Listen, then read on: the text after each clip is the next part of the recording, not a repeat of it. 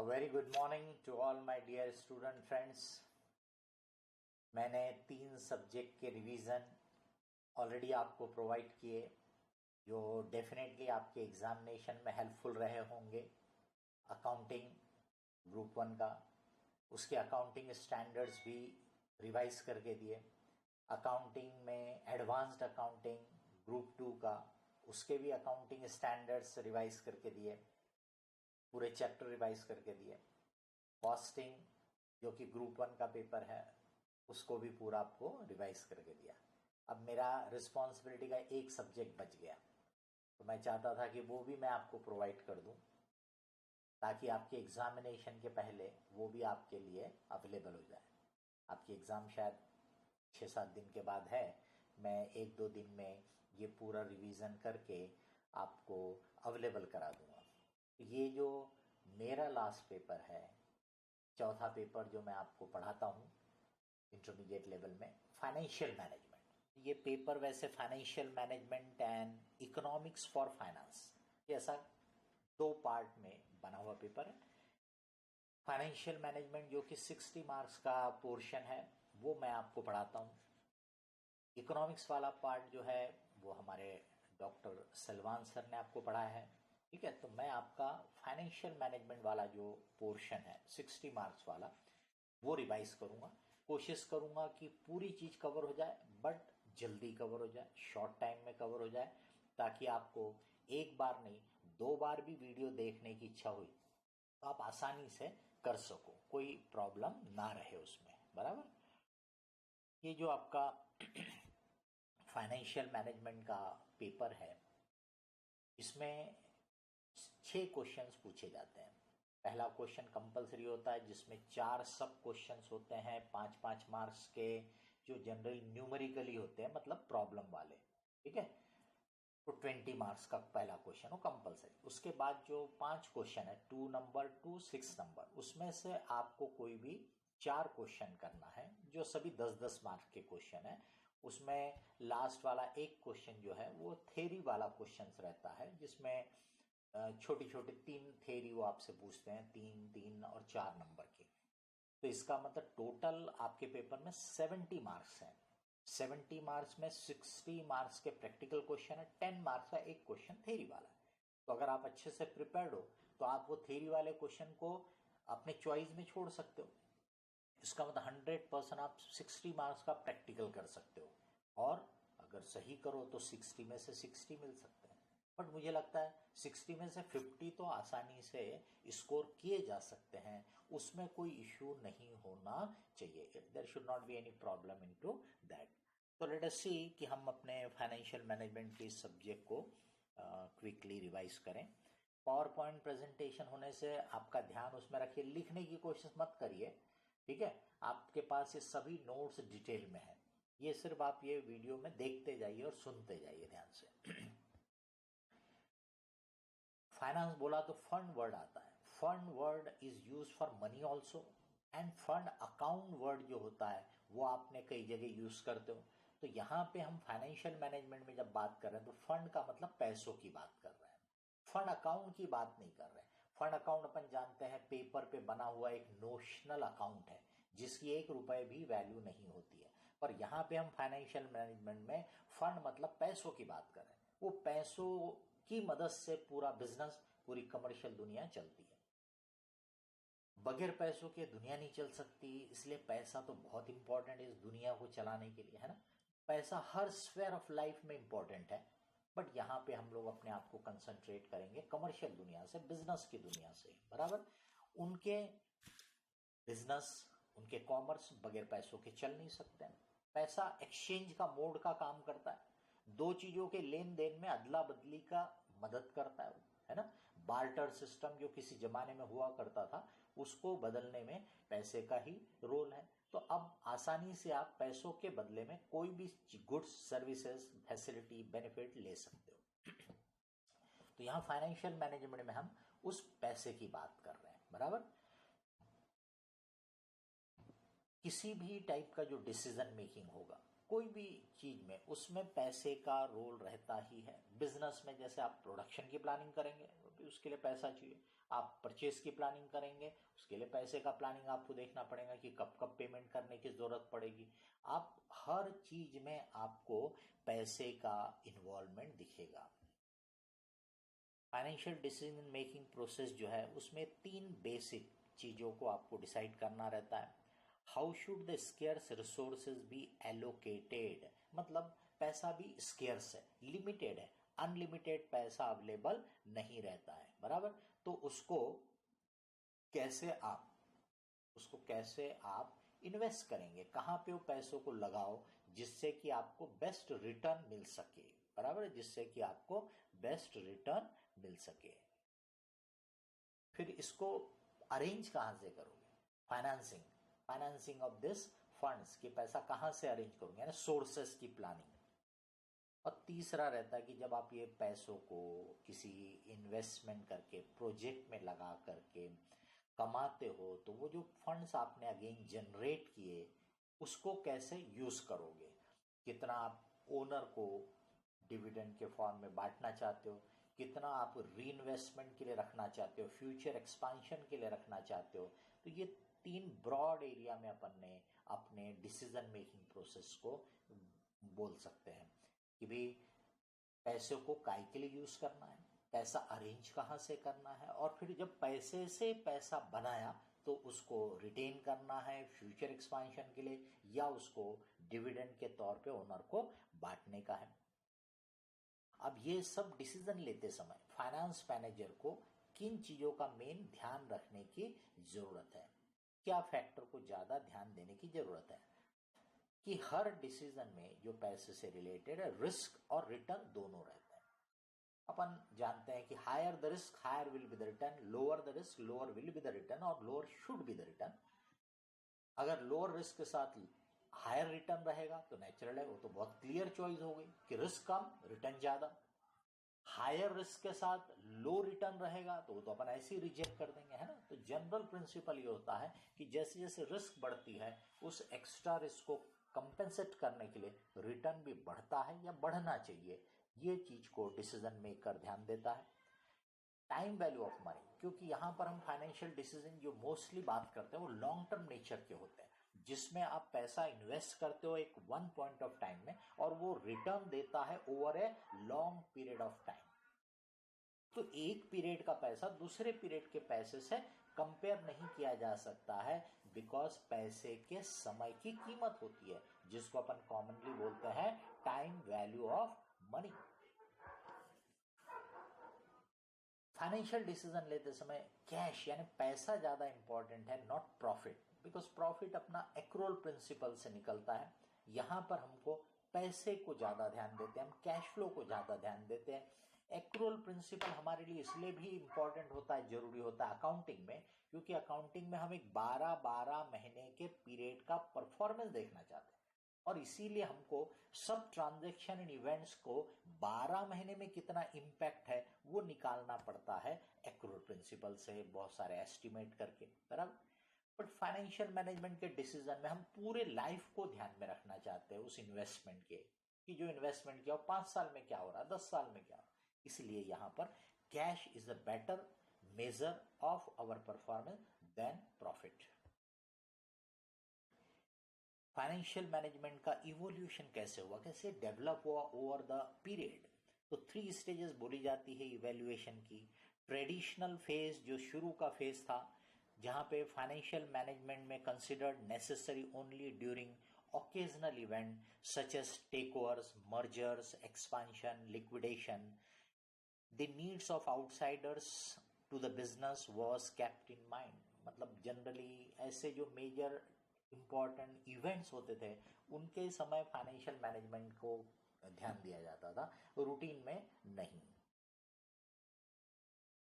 The transitional phase, उसके बाद का phase, the day to day problem that financial managers faced were given important. अब थोड़ा आगे बढ़े, अब सिर्फ स्पेसिफिक टाइमली इवेंट नहीं बल्कि डे टू डे बेसिस में पैसों के मैनेजमेंट में फाइनेंशियल मैनेजर को क्या इश्यूज आते हैं, उनको ध्यान देने की जरूरत पड़ी। इसके लिए fund analysis, planning, control were given attention in this phase.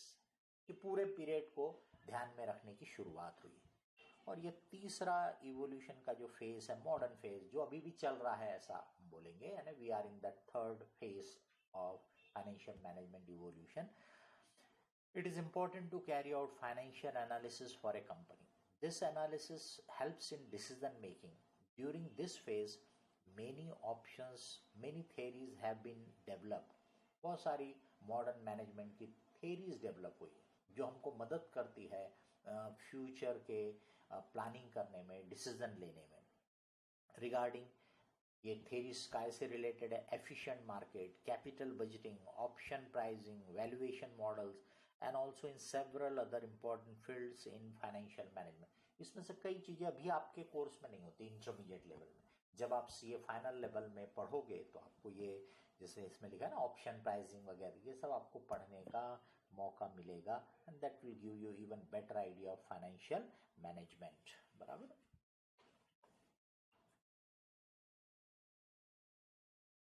The function of a finance manager, या scope of finance function. Since every activity in a business organization, be it purchase, production, marketing, capital expenditure, has a financial implication, the finance function is interlinked with all other areas. In particular, the finance manager has to focus his attention on procuring the required quantum of fund as and when necessary at the lowest cost.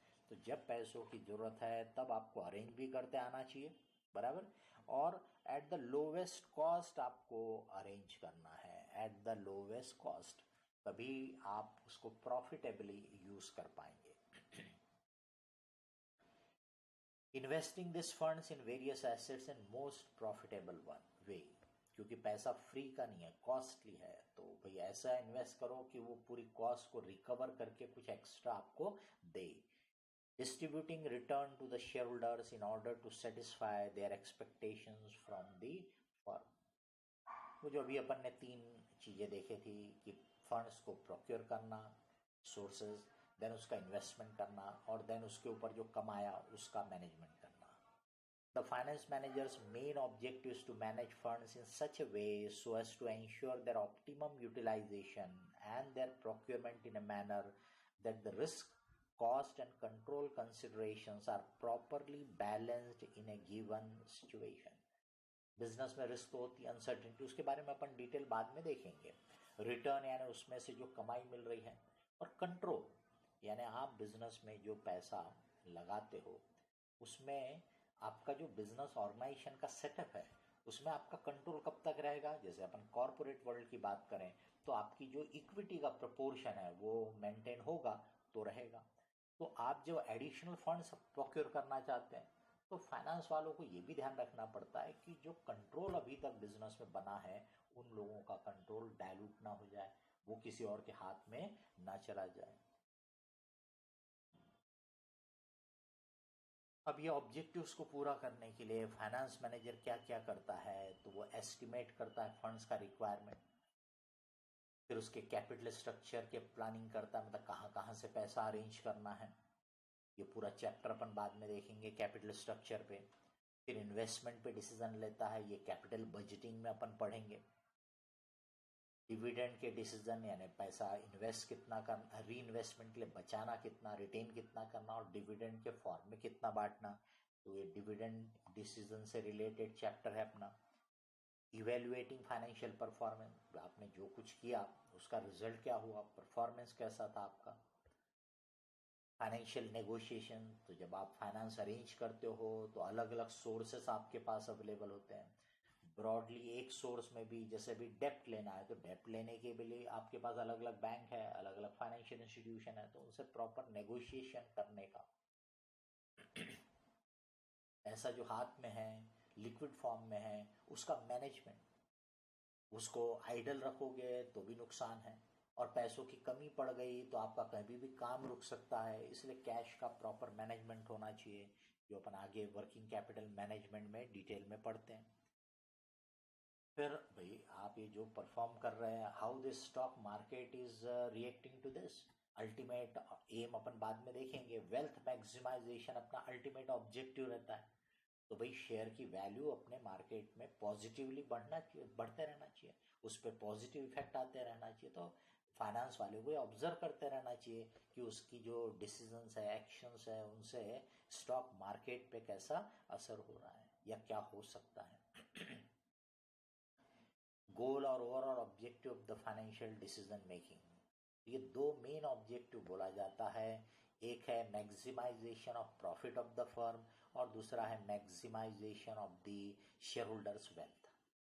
तो ये accepted norm है कि wealth maximisation ज़्यादा proper norm है, proper objective है। Wealth maximisation automatically will cover the profit consideration also, क्योंकि जब तक आप सफिशिएंट प्रॉफिट नहीं कमाओगे, how the wealth will increase, तो automatically wealth will cover the profit also. But अगर आप सिर्फ प्रॉफिट को ध्यान दोगे तो आप शायद रिस्क को इग्नोर कर दोगे। आप क्वांटम ऑफ प्रॉफिट ज़्यादा से ज़्यादा लेने के लिए बहुत ज़्यादा रिस्क अगर ले लेते हो तो वो कभी भी प्रॉब्लम क्रिएट कर सकता है, बराबर। प्रॉफिट देखोगे तो आप वो टाइमिंग कि पैसा कैसे जनरेट हो रहा है उसको आप ध्यान नहीं दोगे।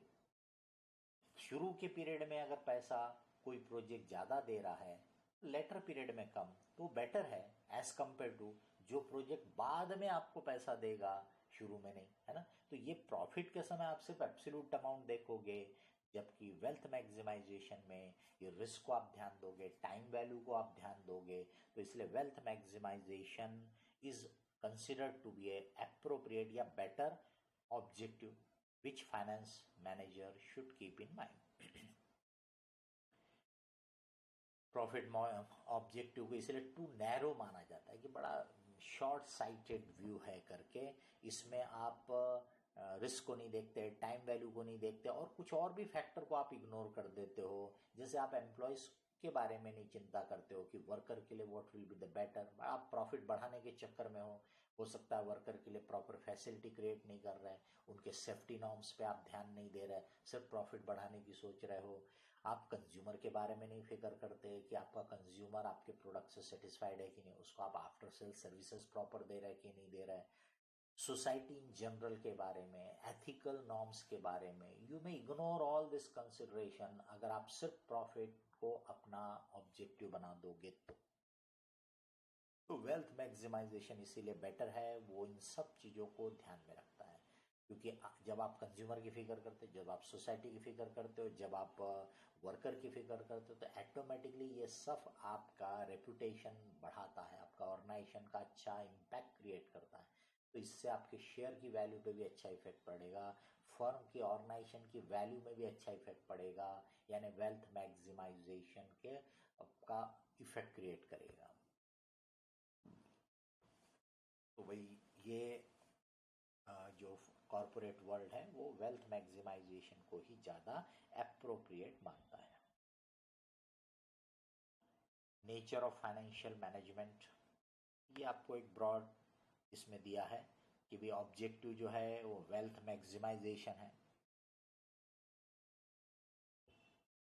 ठीक है। ऑब्जेक्टिव जो है वो वेल्थ मैक्सिमाइजेशन का है और उसके लिए इन्वेस्टमेंट डिसीजन में आप प्रॉपर प्रोजेक्ट सिलेक्ट करो, कैपिटल बजटिंग की टेक्निक लगा के रिस्क रिटर्न को इवैल्यूएट करो, मेजर करो, कॉस्ट ऑफ कैपिटल को इवैल्यूएट करो ताकि चीप कैपिटल की प्रोक्योरमेंट आप कर सको।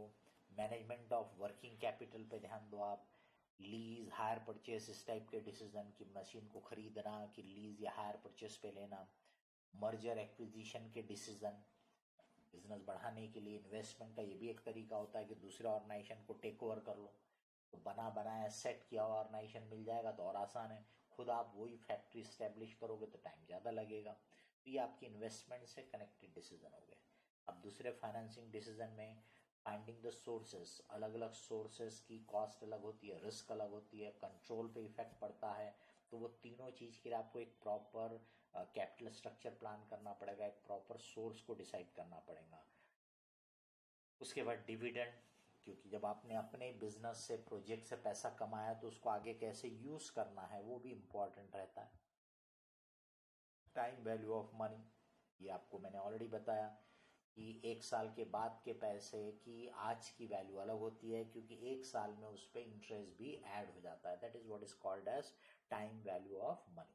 ठीक है, तो उसके लिए हमने आपको जो बताया, यहाँ पे 4 टाइप के टेबल आपको दिए हुए हैं।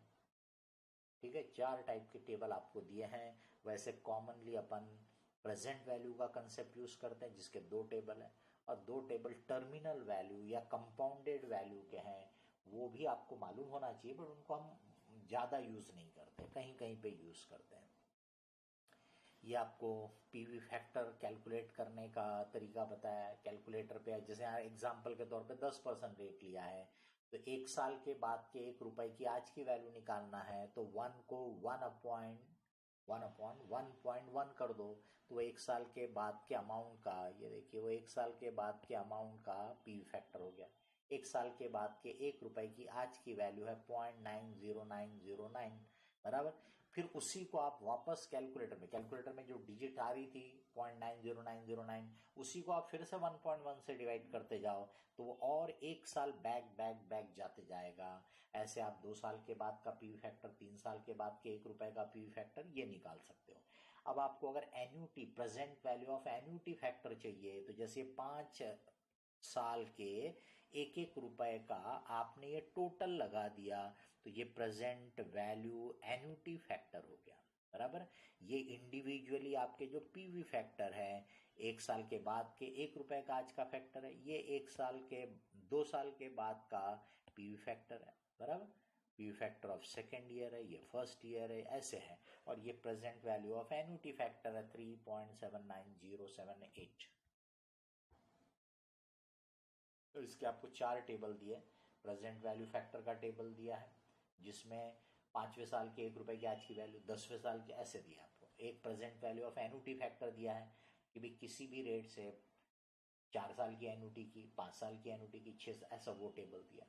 फिर कंपाउंडेड वैल्यू कि आज के 1 रुपए की 5 साल के बाद वैल्यू कितनी होगी, 4 साल के बाद कितनी होगी, 10 साल के बाद, वो कंपाउंडेड वैल्यू या टर्मिनल वैल्यू फैक्टर। और चौथा टेबल दिया है जिसमें कंपाउंडेड वैल्यू ऑफ एन्युटी दी है कि 1 साल का 1 रुपए नहीं, बल्कि हर साल का 1-1 रुपए, तो 5 साल तक के 1-1 रुपए की 5वें साल के एंड में कितनी वैल्यू, 10 साल तक के 1-1 रुपए की 10 साल के एंड में कितनी वैल्यू, दैट वाज दैट। तो ऐसे 4 टेबल दिए हैं जो आपके स्टडी में काम में ले सकते हो। हर डिसीजन में रिस्क एंड रिटर्न है, ये भी अपन ने बोला। रिस्क यानी अनसर्टेनिटी को ही बोलते हैं।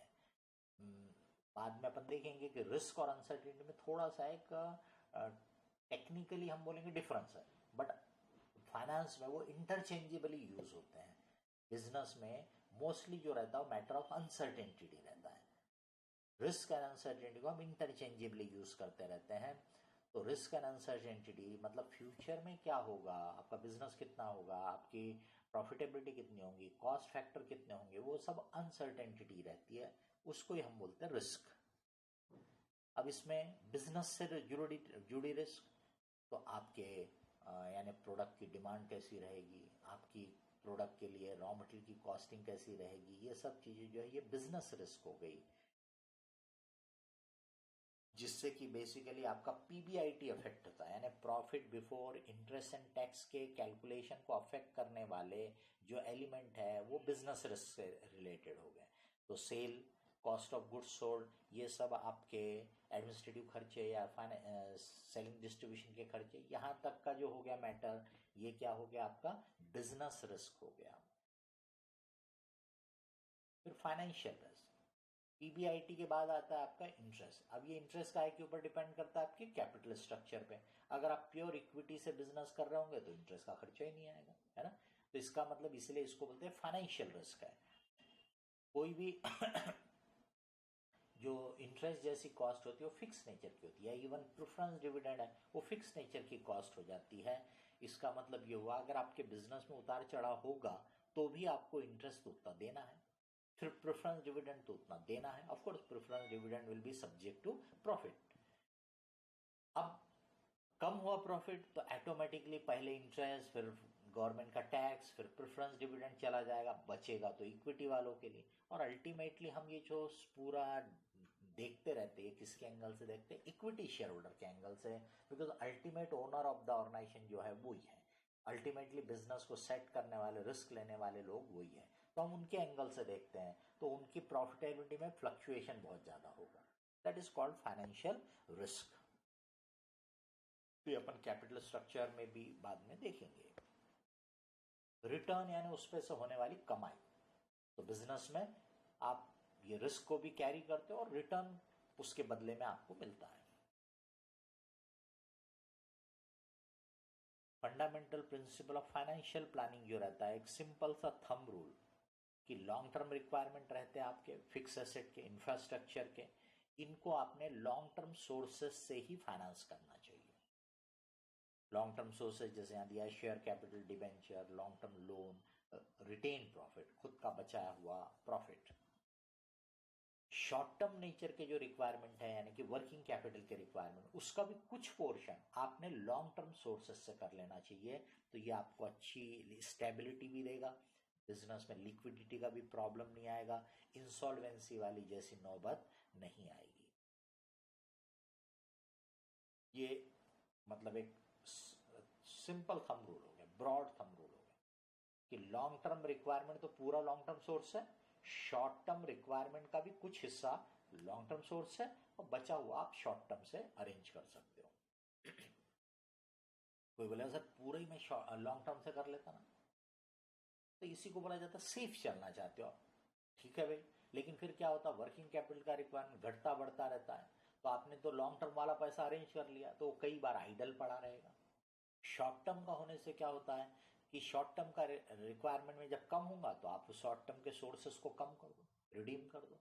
आपका वर्किंग कैपिटल का जो फाइनेंस रहता है जैसे कैश क्रेडिट लिमिट मत यूज करो, तो ऑटोमेटिकली आपकी फाइनेंस कॉस्ट पे उसका इफेक्ट पड़ता है।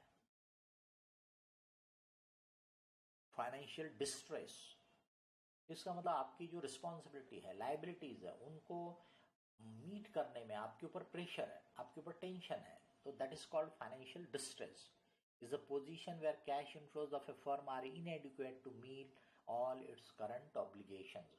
तो आप हमेशा प्रेशर में रहते हो कि यार ये सप्लायर का पैसा ड्यू हो रहा, इधर से आ जाए तो मैं इसको पे करूं, तो ये फाइनेंशियल डिस्ट्रेस की बात हो रही है।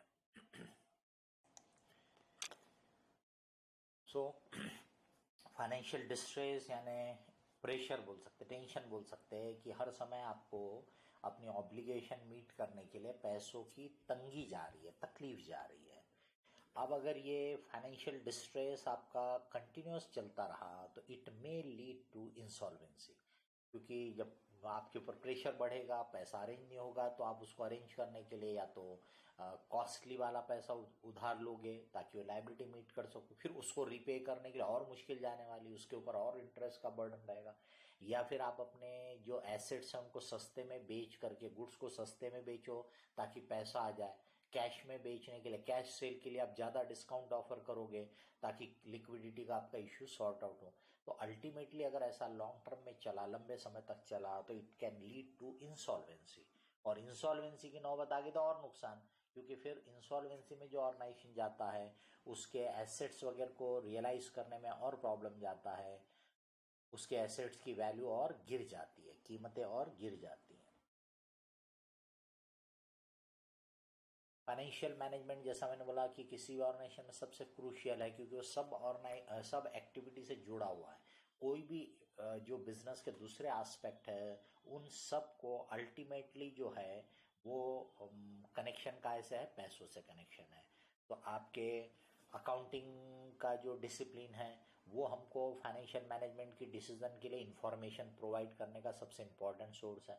कॉस्टिंग की जो डिसिप्लिन है वो भी हमको इन्फॉर्मेशन प्रोवाइड करता है कॉस्ट से रिलेटेड, ताकि हम डिसीजंस प्रॉपर ले सकें। इकोनॉमिक्स के बहुत सारे प्रिंसिपल जो है वो हमारे फाइनेंशियल मैनेजमेंट की थ्योरी के बेस है, वो हमारे फाइनेंशियल मैनेजमेंट के डिसीजन मेकिंग के बेस है।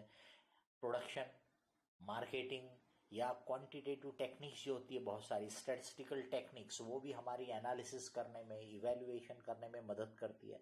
इसका मतलब ये जो डिफरेंट डिसिप्लिन्स है ये सब आपके फाइनेंशियल मैनेजमेंट के स्ट्रीम से लिंक्ड है। इनका एक दूसरे को सपोर्ट होता है, हेल्प होता है। तो फाइनेंशियल मैनेजमेंट एंड अकाउंटिंग भले ही दोनों का नजरिया अलग हो, अकाउंटिंग जो है वो एक्यूरेट प्रिंसिपल पे काम करती हो, फाइनेंशियल मैनेजमेंट में कैश को अपन ज़्यादा इंपॉर्टेंस देते हैं, लेकिन वो अकाउंटिंग का डाटा हमको फाइनेंशियल मैनेजमेंट के इवेल्युएशन में मदद करता है, काम में आता है, बराबर। ये भी बोला जा सकता है कि जहाँ पे अकाउंटिंग खत्म होती है वहाँ से फाइनेंशियल मैनेजमेंट शुरू होता है। फंड और कैश का जो चक्कर है ये आपको ऑलरेडी हमने 2 बार बोल चुके, 2-3 बार अभी तक। डिसीजन मेकिंग, तो अकाउंटिंग बेसिकली हिस्टोरिकल डाटा को आपको प्रोवाइड कर देता है। डिसीजन मेकिंग फाइनेंशियल मैनेजमेंट का काम होता है। फाइनेंशियल मैनेजमेंट फोकस करता है डिसीजन मेकिंग में, लेकिन उसके लिए डाटा कहाँ से आता है? अकाउंटिंग रिकॉर्ड से। फाइनेंशियल मैनेजमेंट का जैसे मतलब दूसरे रिलेटेड जो डिसिप्लिन्स है, चाहे वो इकोनॉमिक्स हो, चाहे वो आपके प्रोडक्शन हो, मार्केटिंग के, अभी मार्केटिंग की प्लानिंग करोगे तो मार्केटिंग के लिए भी तो आपको ये देखना पड़ेगा कि आपके फाइनेंशियल तैयारी है क्या, वो प्रोडक्ट उस एरिया में आप प्रोवाइड कर पाओगे क्या, टाइम पे कर पाओगे क्या। प्रोडक्शन की प्लानिंग करोगे तो उसके लिए भी तो देखना पड़ेगा ना कि प्रोडक्शन के लिए जो फैसिलिटी आपको क्रिएट करना पड़ेगा उसके लिए आपके पास फंड्स अवेलेबल है क्या। दूसरी जो स्टैटिस्टिकल टेक्निक होंगी उनका इस्तेमाल करोगे आप फाइनेंशियल एनालिसिस पर्पस के लिए। ये सब डिसिप्लिन्स का एक दूसरे के ऊपर इम्पैक्ट होता है। हमारे लिए फाइनेंशियल मैनेजमेंट की स्टडी में ये सब चीज़ों का भी रोल इम्पॉर्टेंट है, उनका यूज़ करना पड़ता है। Agency problem and agency cost. Basically corporate दुनिया में क्या होता है, प्रोप्राइटरी या पार्टनरशिप कंसर्न में ये इशू उतना नहीं रहता है क्योंकि जो ओनर है और जो मैनेजमेंट है वो एक है। पर कॉरपोरेट दुनिया में क्या होता है, ओनर यानी शेयर होल्डर अलग है और मैनेजमेंट यानी बोर्ड ऑफ डायरेक्टर बोलो या उनके अंडर में जो है ये मैनेजमेंट डिसीजन मेकर ये अलग है। तो जो ये मैनेजमेंट वाले लोग हैं यानी डिसीजन मेकर हैं, ये लोगों का अपना सेल्फ इंटरेस्ट हावी हो सकता है डिसीजन लेते समय, अपने रेम्युनरेशन, अपना फ्यूचर प्रोस्पेक्ट, अपने अदर बेनिफिट्स, उसको ये ज़्यादा बॉदर करेंगे as compare to the share holders interest, that is wealth maximisation of share holder. तो that is called agency problem, उसको बोलते हैं एजेंसी प्रॉब्लम। डेप्ट वाले ने भी पैसा दिया, वो भी देखता है कि मैनेजमेंट वाले का इंटरेस्ट अलग है, मेरा इंटरेस्ट अलग है, मुझे मेरे डेप्ट पे इंटरेस्ट पहले मिलना चाहिए, मेरा रिपेमेंट की एश्योर्ड रहना चाहिए। तो डेप्ट वाले तो जनरली अपने जो प्रॉब्लम है उसको अवॉइड करने के लिए बोलिए या उसकी केयर लेने के लिए बोलिए, कई टाइप के रिस्ट्रिक्शन डेप्ट देते समय एग्रीमेंट में डाल देते हैं। आपको भाई पहले जब तक हमारा लोन का रिपेमेंट ओवरड्यू नहीं ओवरड्यू रहेगा तो आप ये नहीं कर सकते, आप वो नहीं कर सकते, इस टाइप के रिस्ट्रिक्शन आप पे बराबर लगा देते हो। बड़ा डेप्ट अगर उन्होंने दिया होगा तो दे में put their representative in the board of director itself, है ना। तो वो तो कम से कम अपना ध्यान देते। अब बचे बात शेयर होल्डर, शेयर होल्डर का इंटरेस्ट को ध्यान में रखना, दैट इज ये कॉल्ड बोला जाता है एजेंसी प्रॉब्लम। तो इसको फिर मैनेज करने के लिए कि कैसे करें कि जो मैनेजमेंट का इंटरेस्ट है और शेयर होल्डर का इंटरेस्ट है ये अलाइन करें एक दूसरे के साथ, ताकि इसमें कॉन्फ्लिक्ट ना हो, बराबर। तो उसी के लिए जो मैनेजमेंट वाले हैं उनको इस टाइप के पेमेंट या इस टाइप के इंसेंटिव रहते हैं जो शेयर होल्डर के वेल्थ से कनेक्टेड हो, कि भाई जैसे शेयर की वैल्यू बढ़ेगी तो मैनेजमेंट को भी फायदा हो, तो इसी के लिए वो ESOP वगैरह दिया जाता है, इसी के लिए उनको शेयर्स परचेस करने का ऑप्शन दिया जाता है कुछ शेयर उनको बोनस, उनको इंसेंटिव्स, ये कई बार कंपनी के प्रॉफिट के अलावा शेयर प्राइस से भी लिंक किया जा सकता है, बराबर। तो उसके लिए 4 टाइप की एजेंसी कॉस्ट बोली गई है, यानी ये 4 टाइप के खर्चे करने पड़ते हैं जिससे कि एजेंसी प्रॉब्लम को मैनेज किया जा सके। मॉनिटरिंग यानी उस पर ध्यान देना, मतलब आपको ऐसे सिस्टम्स इंटरनल चेक लगाना पड़ेगा कि वो लोग शेयर होल्डर के ऑब्जेक्टिव को पहला प्रेफरेंस दे। तो इसके लिए मॉनिटरिंग में खर्चा लगेगा, इंटरनल ऑडिट, चेकिंग और सुपरविजन, ये सब चीज़ें। बॉन्डिंग दूसरा है कि आप वो उन लोगों का बॉन्डिंग क्रिएट करो ऑर्गेनाइजेशन के साथ, उनको लॉन्ग टर्म में अपना इंटरेस्ट दिखना चाहिए ऑर्गेनाइजेशन के साथ, तो नेचुरल है वो लोग भी ध्यान देंगे कि ऑर्गेनाइजेशन ग्रो हो, अच्छा हो करके। अपॉर्चुनिटी, उनके लिए ऑर्गेनाइजेशन में ही ऐसी अपॉर्चुनिटी क्रिएट करो कि वो ऑर्गेनाइजेशन को छोड़ के बाहर भागने की बजाय वो देखें कि भी इस ऑर्गेनाइजेशन में मेरे लिए फ्यूचर में ग्रोथ की अच्छी अपॉर्चुनिटी है। स्ट्रक्चरिंग, आपके बिजनेस को ऐसा स्ट्रक्चर करो कि एक दूसरे पे चेक एंड बैलेंस भी बना रहे और उसमें उनको अपॉर्चुनिटी भी दिखती रहे फ्यूचर प्रॉस्पेक्ट की, फ्यूचर ग्रोथ की।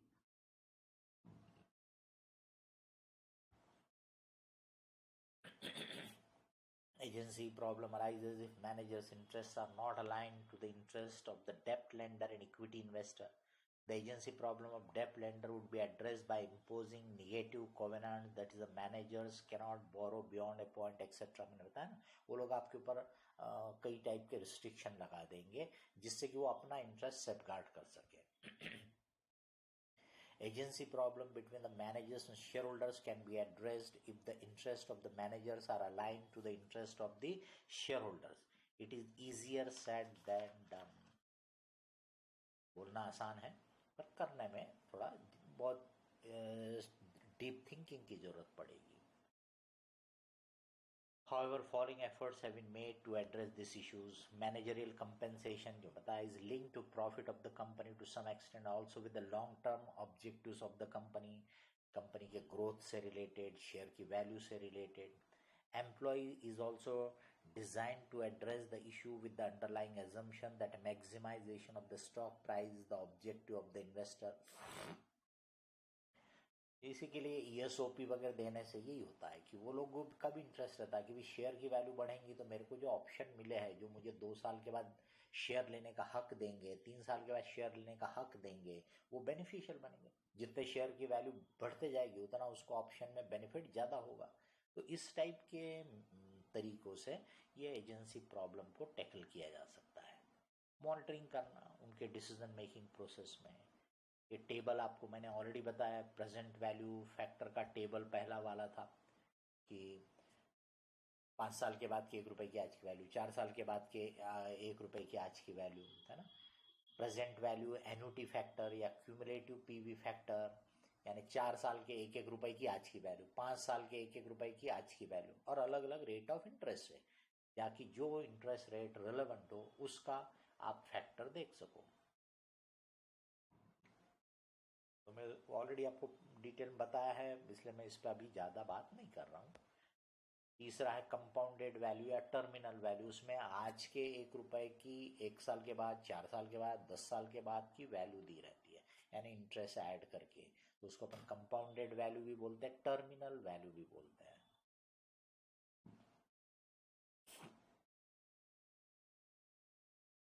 चौथा जो है वो एन्युटी की कंपाउंडेड वैल्यू है।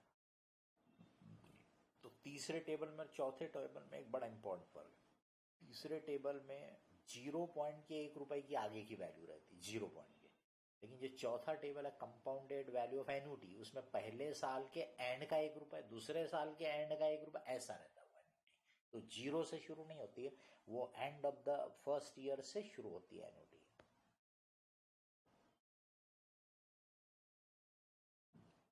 इसमें फिर समझा के भी दिया आपको कि if suppose we have to ascertain the compound value ₹1 annuity given at the beginning of every year for 5 years at the rate of 10%, ये 0 से चौथे साल के एंड तक का 5 रुपए है, जबकि 5 ईयर एन्यूटी बोला तो क्या रहेगा, फर्स्ट ईयर के एंड से 5th ईयर के एंड तक का 1 रुपी। तो अब ये 0 to 4 वाले 5 का कैसा निकालना, तो then take this 6th year factor, 6th year वाला फैक्टर, यानी उसमें 6 आ जाएंगे, 6 साल के फैक्टर आ जाएंगे, एंड डिडक्ट 1 फ्रॉम इट, तो वो आपको बराबर 0 to 4 दे देगा। नहीं तो आपका जो फैक्टर है वो क्या है, 1 to 5 है, तो आप क्या देखो टेबल में 1 to 6 वाला देख लो, और वो 6 वाला जो पी फैक्टर है यानी कंपाउंड वैल्यू फैक्टर, उसमें से 1 माइनस कर दो तो आ जाएगा। अब इतना बारीकी से आपको सब दिया है, उससे आपने अपनी मैथमेटिकल आइडिया डेवलप करना बहुत जरूरी रहता है, ठीक है। तो ये अपना फर्स्ट चैप्टर हो गया। ऐसे अपन बाकी के अपने चैप्टर भी देखते हैं 1 by 1, ठीक है। Now we will start the second chapter, that is cost of capital. किसी भी चीज को, ये कमर्शियल दुनिया की हम बात कर रहे हैं, तो कोई भी चीज हमें फ्री की नहीं मिलती है, फुकट की नहीं मिलती है. Everything has got its cost. तो कॉस्ट यानी किसी भी चीज के लिए हमको जो कीमत चुकानी पड़ती है, what we have to give for that is the cost. तो जो कैपिटल यानी फंड यानी पैसा आप रेस करते हो बिजनेस चलाने के लिए, उसकी भी कॉस्ट होती है. तो वो अपने को इस चैप्टर में पढ़ने का है. अलग अलग सोर्सेस ऑफ जो फंड्स हमारे पास होते हैं उनकी कॉस्ट के बारे में, कैसे उनको मेजर करेंगे, कैलकुलेट करेंगे, वो अपन इसमें पढ़ेंगे. इंट्रोडक्शन जनरल बता दिया आपको. Significance of the cost of capital, क्योंकि आपको कितना कमाना है, कितना मिनिमम आपका टारगेट है, वो काय पे डिपेंड करेगा, कॉस्ट ऑफ कैपिटल पे, कि जितनी कॉस्ट है कम से कम उतना रिकवर होना जरूरी है. तो हमारे हर डिसीजन मेकिंग में हमारे लिए कॉस्ट सिग्निफिकेंट होती है. Definition of cost of capital बताया कि what you have to give in return for that is the cost of that capital. The cost of capital is the rate of return the company has to pay to various suppliers of funds of the company. अलग अलग source के supplier लोगों को जो कीमत चुकानी पड़ती है, that is the cost. Element of cost of capital. The cost of capital consists of following elements: cost of equity, cost of retained earning, ये एब्रीविएशन दिए आपको KE, KR. Cost of preferred capital यानी preferential capital, cost of डेप्ट, इसमें cost of debenture होगी, cost of loan हो गए, वो सब टाइप की डेप्ट. Consideration while ascertaining cost of capital, कि भी कॉस्ट ऑफ कैपिटल असर्टेन करते समय क्या कंसिडरेशन है, वाइल क्या चीज़ों को देखना का है. रिस्क फ्री इंटरेस्ट रेट रहता है. Risk free interest rate commonly मान लिया जाता है कि तो गवर्नमेंट सिक्योरिटी होंगी उतने पीरियड के लिए, जितने पीरियड के लिए आप कैपिटल की बात कर रहे हो, उनका जो रेट ऑफ इंटरेस्ट है that is taken as a risk free rate of interest. अगर वो अवेलेबल नहीं है तो बहुत रेप्यूटेड कंपनी के बॉन्ड्स वगैरह की जो रेट है that also is accepted as risk free interest rate. This rate is basically influence, यानी ये रिस्क फ्री रेट में क्या चीज़ों का इन्फ्लुएंस होता है, the real interest required and the purchasing power risk premium. इसका मतलब इन्फ्लेशन का इफेक्ट इसमें आ चुका है, क्योंकि इन्फ्लेशन की वजह से वैल्यू ऑफ द रुपी और डिक्लाइन होती है. मतलब सेम रुपए से आज जितनी चीज आप परचेस करने का पावर रखते हो, एक साल के बाद उतने ही रुपए से वही चीज अगर आप खरीदने जाओगे तो कम मिलेगी, यानी कि रुपए की परचेसिंग पावर घट गए.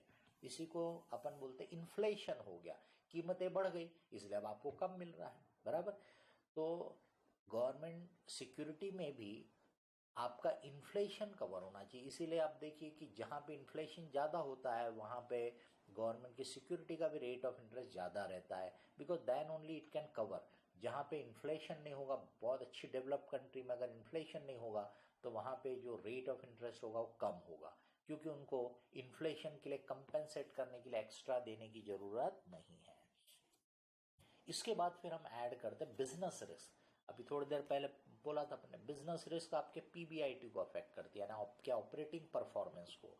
तो आपके बिजनेस ऑपरेशन में जो भी अनसर्टेनिटी इन्वॉल्व है वो जो रिस्क क्रिएट करती है, वो कई फैक्टर्स की वजह से वो रिस्क आ सकती है.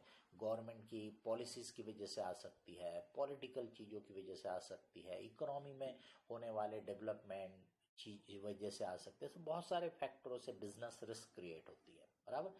तो उसको कंपेंसेट करने के लिए थोड़ा एक्स्ट्रा दो, वरना हम आपके भी कंपनी में काय को पैसा लगाएंगे, हम गवर्नमेंट की सिक्योरिटी नहीं ले लेंगे क्या, है ना.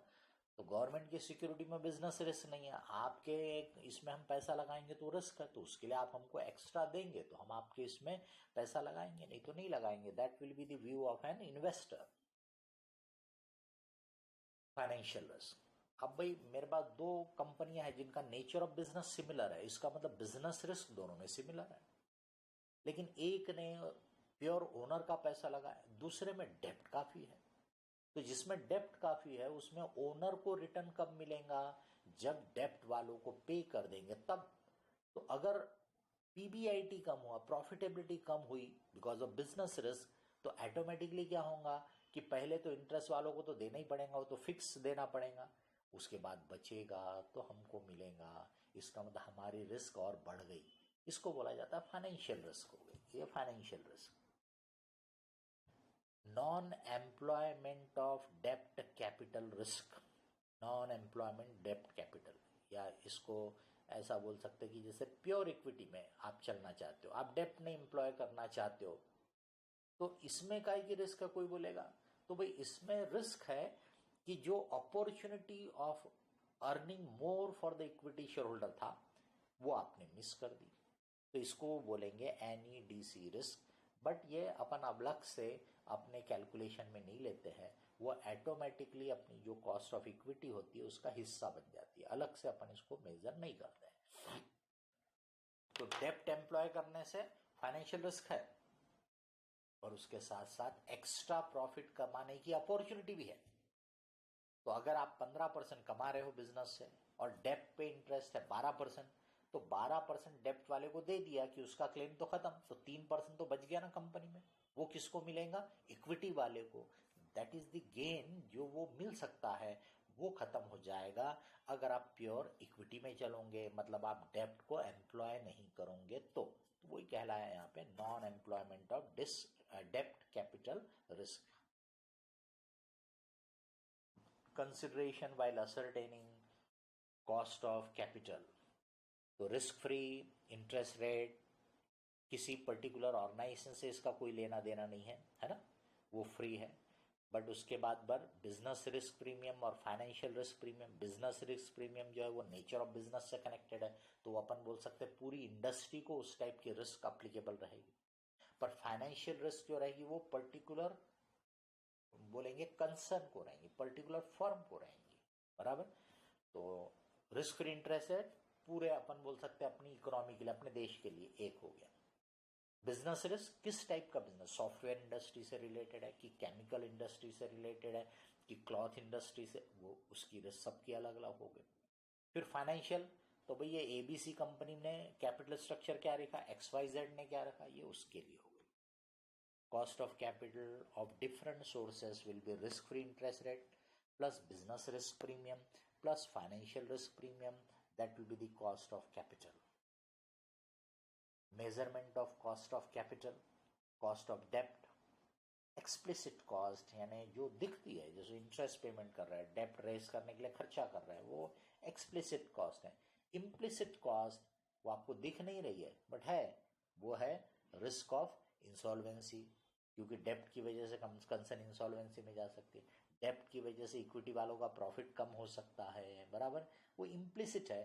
तो ये इम्प्लिसिट कॉस्ट को अपन कॉस्ट ऑफ डेप्ट में नहीं लेते हैं, वो कॉस्ट ऑफ इक्विटी का हिस्सा बन जाता है, क्योंकि इक्विटी वालों की रिस्क और बढ़ जाती है डेप्ट के एम्प्लॉयमेंट की वजह से, तो उनका एक्सपेक्टेशन बढ़ता है, तो basically that is the implicit cost of डेप्ट जो अपन इंक्लूड काय में करते हैं in the cost of equity, तो वो हम यहाँ डेप्ट में इंक्लूड नहीं करते, it gets included in the cost of equity, equity की कॉस्ट में हम उसको इंक्लूड कर लेते हैं।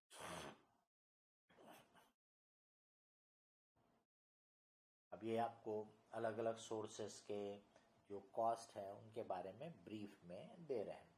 कॉस्ट ऑफ डिवेंचर या बॉन्ड्स या loan can be calculated according to the following formula.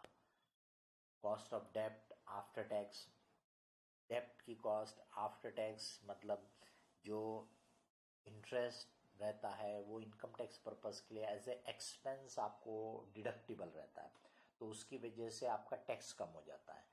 तो अगर मान लो 30% टैक्स रेट है, तो अगर आपने 100 रुपये इंटरेस्ट पे किया है डेप्ट पे, तो एक्चुअल में शेयर होल्डर के पॉइंट ऑफ व्यू से देखो तो 70 ही डेप्ट वाले की वजह से गया है, क्योंकि नहीं तो भी अगर वो 100 रुपये बचता तो 30 रुपये तो गवर्नमेंट लेके जाती थी, 30 रुपये तो गवर्नमेंट लेके जाती ही थी, यानी अल्टीमेटली शेयर होल्डर के लिए तो 70 ही बचते थे। तो इसलिए डेप्ट वाले को 100 देना यानी एक्चुअल में देखा जाए तो 70 रुपये के बराबर ही है, क्योंकि हमारे लिए तो 70 ही रुपये बचने वाले थे उस 100 में से, तो इसीलिए उसको इंटरेस्ट नेट ऑफ टैक्स से लिया जाता है, divided by net proceeds of debenture. वैसी नेट प्रोसीड्स ऑफ लोन रहेगा। तो ये एक तरह से न्यू इशू के लिए हो गया, जिसमें एक सरी का आप इंटरेस्ट पे करने वाले हो, तो पैसा कितना मिला आपको नेट और आपकी कॉस्ट कितनी है। लेकिन ये बहुत सिंपलिस्टिक हो गया, ठीक है। इसमें जैसे अपन ने इशू एक्सपेंस वगैरह का इफेक्ट नहीं लिया, तो आगे अपन और मॉडिफाइड फॉर्मूले देखेंगे फिर।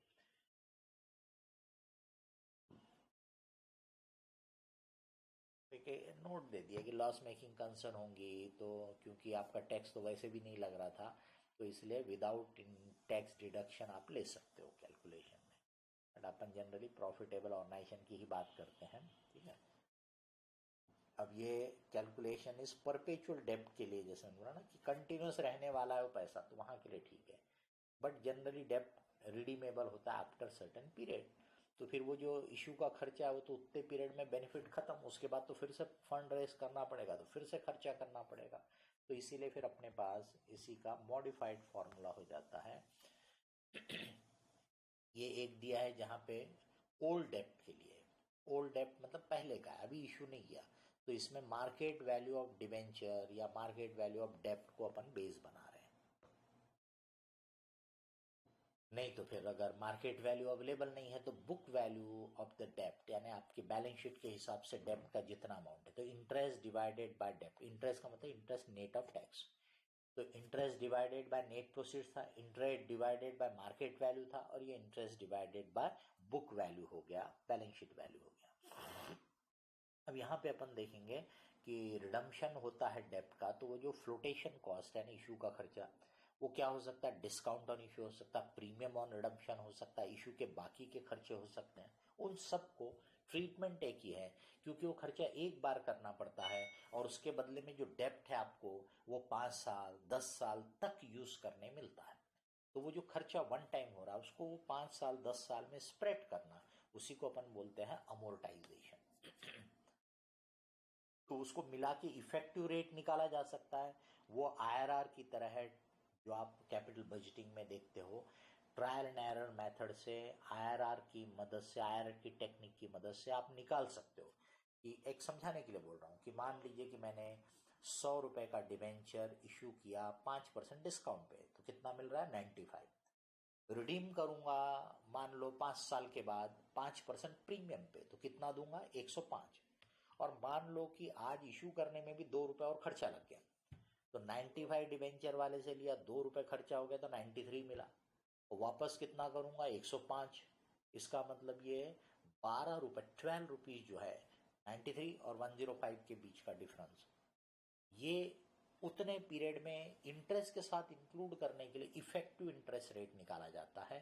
That is calculated by trial and error method. IRR के लिए जो आप अप्लाई करते हो, वो क्या करते हो उसमें, तो आप आज की वैल्यू है 93, और हर साल इंटरेस्ट वो 100 रुपए पे कैलकुलेट करोगे जो भी दिया होगा, 10% समझ लो, मान लो, तो हर साल का 10-10 रुपए इंटरेस्ट, और 5 साल के बाद कितना देने वाले हो 105, तो हर साल का 10-10 आफ्टर टैक्स, और 105 जो रहेगा एंड का, वो इनकी प्रेजेंट वैल्यू जिस रेट से 93 के बराबर आ गई, that is the effective interest rate.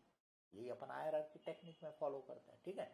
अब इसमें वो जो अमोर्टाइजेशन होगा हर साल, इसका उसमें अगर टैक्स सेविंग होती होंगी तो वो भी कंसिडर किया जा सकता है कि इंटरेस्ट नेट ऑफ टैक्स, और वो जो अमोर्टाइजेशन अपन स्ट्रेट लाइन मान लो इनकम टैक्स के लिए कि 12 रुपए को 5 साल में, यानी 2 रुपए 40 पैसे हर साल, उस पर अगर टैक्स सेविंग होता होगा तो वो भी मैं इंटरेस्ट में से कट कर लूंगा, ठीक है, और वो अमाउंट को फिर डिस्काउंट करूंगा। नहीं दिया रहा तो आप उसको इग्नोर भी कर सकते हैं, यानी एज इट इज ले सकते हैं विदाउट कंसिडरिंग टैक्स सेविंग। आपके नोट्स में भी हमने कमेंट लिखा हुआ है। अभी जैसे दिया आपको, ये 100 रुपए का डिवेंचर है, 90 पे इशू किया है, रिडीमेबल है 110 पे, और बाकी खर्चे नहीं दिया, तो यानी लिया 90 देंगे 110, यानी 20 रुपए का डिफरेंस है, और इंटरेस्ट लग रहा है 15%, 40% टैक्स रेट बोला, तो 15 रुपए में से 6 रुपए टैक्स का बच गया 9 रुपए। अब ये 9 रुपए जो आपने पे की, कितना पीरियड दिया इसमें 4 साल, ठीक है, तो 9 रुपए 4 साल तक दे रहा है, और उसके बाद 110 उसको डिस्काउंट करके किसके बराबर लाना है 90 के बराबर। तो पहले 12 रुपए का 12% का रेट ट्राई किया तो वो 97.30 हो गया। हमारा टारगेट है 90, मतलब रेट और बढ़ाना पड़ेगा। 12% के बदले 14 लिया, 14 लिया तो ये 91.337 आया, यानी रेट इससे भी थोड़ा और ज़्यादा है। लेकिन उसके लिए फिर से कैलकुलेशन करने की बजाय अपन यही दो कैलकुलेशन पे से इंटरपोलेट कर लेते हैं कि 12 से रेट को 14 पे लेके गया, यानी 2% से रेट बढ़ाया, तो प्रेजेंट वैल्यू कितने से घटी? 97.30 से 91.337, यानी रफली 6 रुपये के आसपास घट गया, है ना। अभी मेरे को 91.337 को 90 पे लाना है, यानी मेरे को और 1.337 को कम करना है। तो इंटरपोलेट कर लो कितना और रेट बढ़ाना पड़ेगा, ये 14 के ऊपर कितना बढ़ाना पड़ेगा, ये हो गया। ऑल्टरनेटिवली आप 97.30 को बेस बनाओ तो आप बोलोगे 7.30 को कम करना है, तो 12 के ऊपर रेट कितना बढ़ेगा, ये देख लीजिए। 2% से मैंने बोला था ना रफली 5.96 एग्जैक्ट है, मल्टीप्लाइड बाय 1.33, यानी कि 2% रेट बढ़ाने से प्रेजेंट वैल्यू 5.96 से घटी। मेरे को 1.33 से प्रेजेंट वैल्यू घटाना है, तो रेट कितने से बढ़ाना पड़ेगा? वो आया 0.45। अब ये 1.33 14% के रेट के ऊपर की बात हो रही, तो मतलब 0.45 ऐड कर दो तो 14.45 ये आपका इफेक्टिव रेट हो गया। यही आईआरआर का कैलकुलेशन है, ठीक है। ऐसे ही अपन आईआरआर निकालते हैं।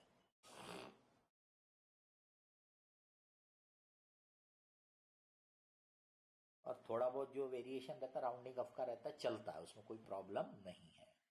ये इसमें लिखा है कि अगर आपको लिखा हो तो जो ये 20 रुपए जिसको 4 साल में आप 5-5 रुपए का डिडक्शन लोगे, तो अगर मान ले कि इस पे भी टैक्स सेविंग होने वाली है, तो 5 रुपए पे 40% है, 2 रुपए की टैक्स सेविंग। इसका मतलब हर साल जो आप 15 रुपए का इंटरेस्ट दे रहे हैं उसमें 6 रुपए तो टैक्स वैसे ही बच रहा था इंटरेस्ट का, और 2 रुपए का टैक्स और बच रहा है ये अमोर्टाइजेशन का। इसका मतलब आपको नेट हर साल के 7-7 रुपए लगेंगे, बराबर। तो जो अभी अपन ने 9-9 रुपए लिए तो उसकी जगह 7-7 रुपए ले लो। इसका मतलब अपन ने अमोर्टाइजेशन पे भी टैक्स सेविंग का इफेक्ट ले लिया। उस पर वो क्लैरिटी नहीं रहती है तो आपने एजम्पशन ले करके काम चला लेने का।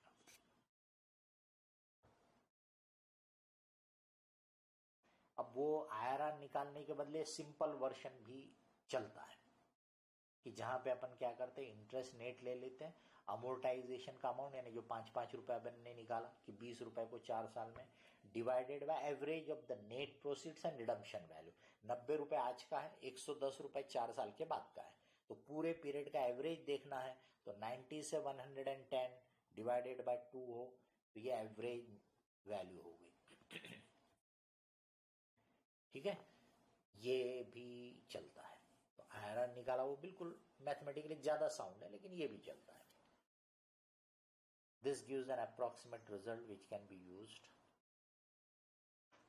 अमोर्टाइजेशन पे भी टैक्स सेविंग रहा तो उसको भी आप यहाँ पे एडजस्ट कर सकते हो। कन्वर्टिबल डिबेंचर का मतलब क्या हो गया कि उसको रिडम्पशन में पैसे नहीं देना है, उसको रिडम्पशन में बदले में नए शेयर देना है।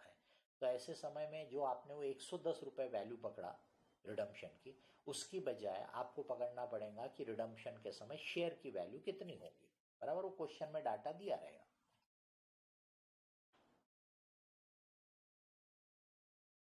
Value of security offered in place of amount of redemption, बराबर। अमाउंट कैश में देने के बदले आप शेयर दे रहे हैं, तो शेयर की वैल्यू उसकी जगह ले लो, बाकी का फॉर्मूला वैसा का वैसा काम करेगा।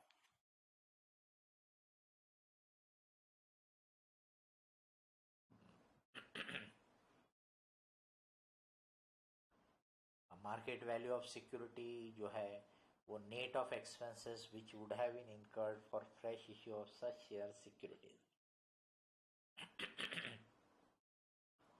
क्योंकि अगर आप इनको कैश देने के लिए मार्केट में वो सिक्योरिटी इशू करते तो आपको खर्चा भी करना पड़ता था, तो वो खर्चा कट करके मार्केट वैल्यू लो।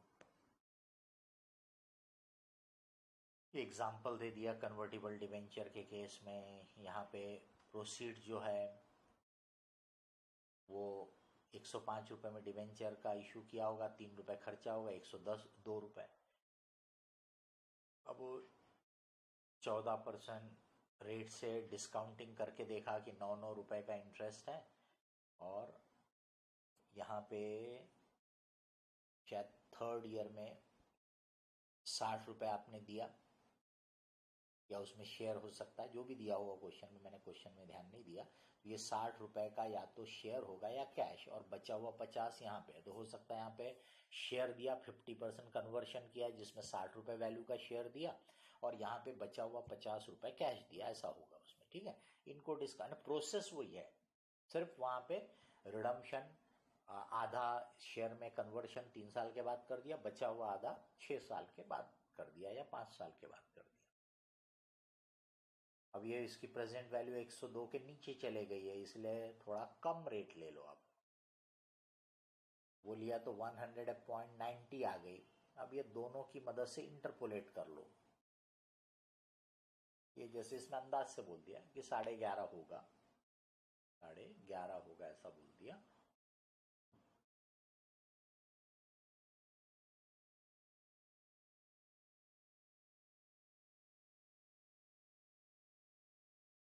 अब ये डिविडेंड ग्रोथ मॉडल वगैरह से, डिविडेंड वैल्यूएशन मॉडल से आप शेयर की वैल्यू निकालते हो, तो आपको अगर उसने सीधे शेयर की वैल्यू देने के बदले उसके वैल्यूएशन का कोई भी डाटा दे दिया, तो आप शेयर की वैल्यू निकाल लो। जैसे यहाँ दे दिया कि भाई डिविडेंड 5.25 पर एनम उस पर एक्सपेक्टेड है, और इक्विटी वाले 15% रिटर्न एक्सपेक्ट करते हैं, तो 5.25 को 15% से कैपिटलाइज करोगे तो वो शेयर की वैल्यू हो जाएगी। ये देखिए,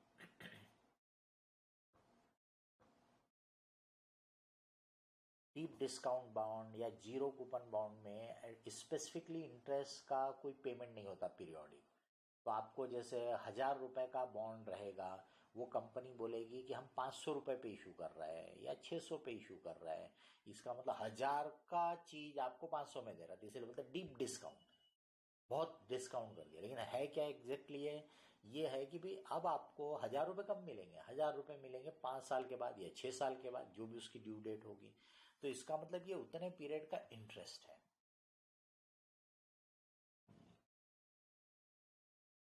तो इसके लिए अगेन आप वही कंपाउंडेड वैल्यू या प्रेजेंट वैल्यू का इस्तेमाल कर सकते हो। मैं यहाँ की फिगर देख के आपको फिर बोलूँगा। तो यहाँ पे कॉस्ट क्या रहेगी कि वो जो मैच्योरिटी वैल्यू को आज की वैल्यू से यानी इशू प्राइस से इक्वेट कर दे, ऐसा जो रेट रहेगा, that is the cost of this bond या डेट।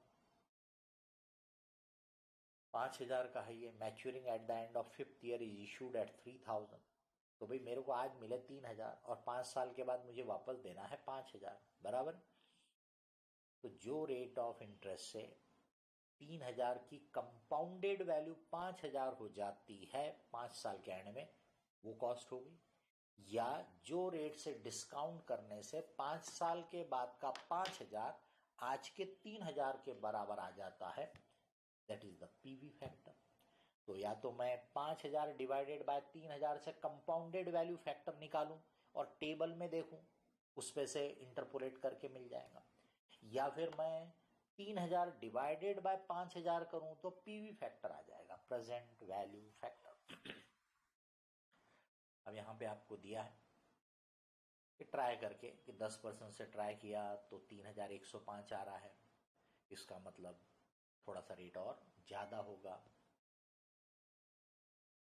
इसलिए 11% ट्राई किया तो 2965 आ गया, यानी थोड़ा नीचे चला गया। ये दोनों के बीच का आप डिफरेंस देखो कि 1% रेट बढ़ाने से ये करीब 140 रुपये से कम हुआ, जबकि हमको कम करना था 105 रुपये से। तो वही इंटरपोलेट करना है। इंटरपोलेशन यानी क्या, प्रोपोर्शनेट। तो वो 10.75 निकाल के दिया। ये ऑल्टरनेटिव जो मैंने पहले बोल के बताया, ये कंपाउंडेड वैल्यू फैक्टर है, ये टेबल में सर्च करने का। तो इस पे से आपको बराबर वो 10 और 11 के बीच ये फैक्टर दिखेगा, 10% और 11% के बीच ये फैक्टर दिखेगा, फिर वो इंटरपोलेट करके आपको निकालने का रहेगा। कॉस्ट ऑफ प्रेफरेंस शेयर में जो अभी तक आपने पढ़ा बिल्कुल वो एज इट इज काम में आता है। सिर्फ फर्क ये है कि कॉस्ट ऑफ प्रेफरेंस शेयर में आपको जो डिविडेंड रहता है वो इंटरेस्ट की जगह लेना है, और डिविडेंड टैक्स पर्पस के लिए डिडक्टिबल नहीं है, तो डिविडेंड को एज इट इज लेना पड़ता है। और अगर उस पर डिविडेंड डिस्ट्रीब्यूशन टैक्स रहा तो ऐड कर लो। अपन फाइनेंशियल मैनेजमेंट के समय भी टैक्सेशन का पेपर नहीं सॉल्व कर रहे हैं, इसलिए टैक्स के बारे में उतनी ही चिंता करना जितना दिया है। उससे ज़्यादा अगर आपको लगा भी तो सिर्फ नोट लिख के काम चला सकते हो। तो जैसे डिविडेंड डिस्ट्रीब्यूशन टैक्स दिया रहा तो आप ले लो, नहीं दिया रहा तो इग्नोर कर दो, बराबर है। उसमें चिंता क्यों करते हो? ये कोई टैक्स का पेपर थोड़ा है, ये तो फाइनेंस मैनेजमेंट का पेपर है। हाँ, आपको लगा तो नोट लिख दो कि in absence of information we have ignored DDT, dividend distribution tax. Financial year 2020-21 से डीडीटी हट गया, और फाइनेंशियल ईयर 20-21 तो आपको तो अभी जब पेपर में पूछेगा तो हो सकता है 19-20 की बात करें, बराबर। तो पर आपने क्वेश्चन में दिया है तो लेने का, नहीं तो मेरे हिसाब से इग्नोर करने में कोई प्रॉब्लम नहीं है। बाकी कोई प्रोसेस चेंज नहीं है, जैसा डिवेंचर का कैलकुलेशन देखा वैसा ही इसका भी कैलकुलेशन होता है।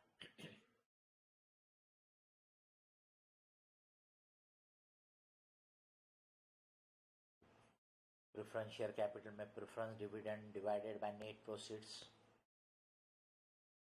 एग्जिस्टिंग होगा, तो जो आपका dividend plus amortisation amount, amortisation में क्या लेंगे, नेट प्रोसीड जो है और रिडम्पशन वैल्यू उसके बीच का डिफरेंस, और डिनोमिनेटर में उसके एवरेज से डिवाइड कर दिया, मतलब आज की वैल्यू और मैच्योरिटी की वैल्यू इन दोनों का एवरेज।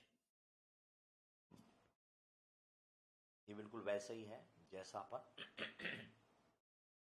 डिविडेंड तो टैक्स डिडक्टिबल नहीं है, ये अमोर्टाइजेशन टैक्स डिडक्टिबल है, ऐसा कुछ लिखा हो तो ले लो, नहीं तो जस्ट नोट लिख के काम चला लो। इसमें भी आप वो जो फ्यूचर के पेमेंट्स है उनको डिस्काउंट करके रेट निकाल सकते हो, ट्रायल एंड एरर मेथड से, जैसा आपने अभी डिबेंचर के लिए देखा वैसे, या फिर उसका अप्रोक्सीमेट है ये approximation, dividend plus dividend distribution tax अगर दिया रहा तो प्लस अमोर्टाइजेशन और डिवाइडेड बाय एवरेज वैल्यू। तो डेप्ट में और प्रेफरेंस में प्रॉब्लम नहीं है, क्योंकि उसमें उसकी कॉस्ट का एक जो मेन एलिमेंट हो दिखता है, एक्सप्लिसिट है। पर इक्विटी में कैसे निकालेंगे? ऑर्डिनरी शेयर इक्विटी शेयर में कैसे निकालेंगे? बिकॉज इसमें तो कोई रेट होता नहीं है फिक्स, है ना। कंपनी प्रॉफिट नहीं कमाएगी तो डिविडेंड देने का भी कोई रिस्पॉन्सिबिलिटी नहीं है, दे ही नहीं सकती, रादर बोलोगे आप, बराबर।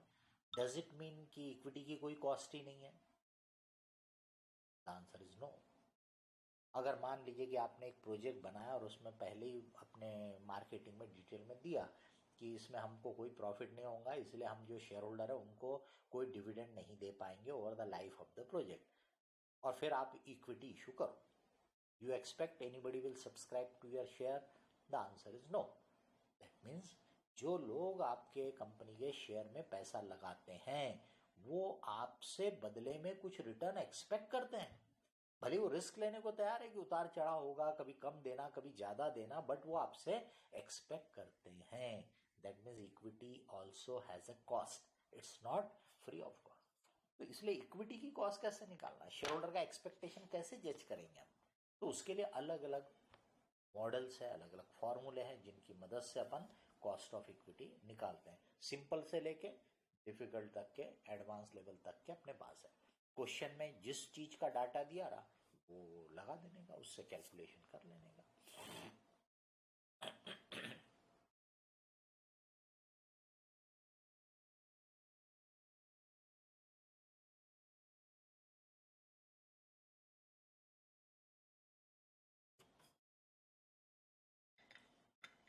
पढ़ते जाइए, मैंने ऑलरेडी बोल के बता ही दिया आपको।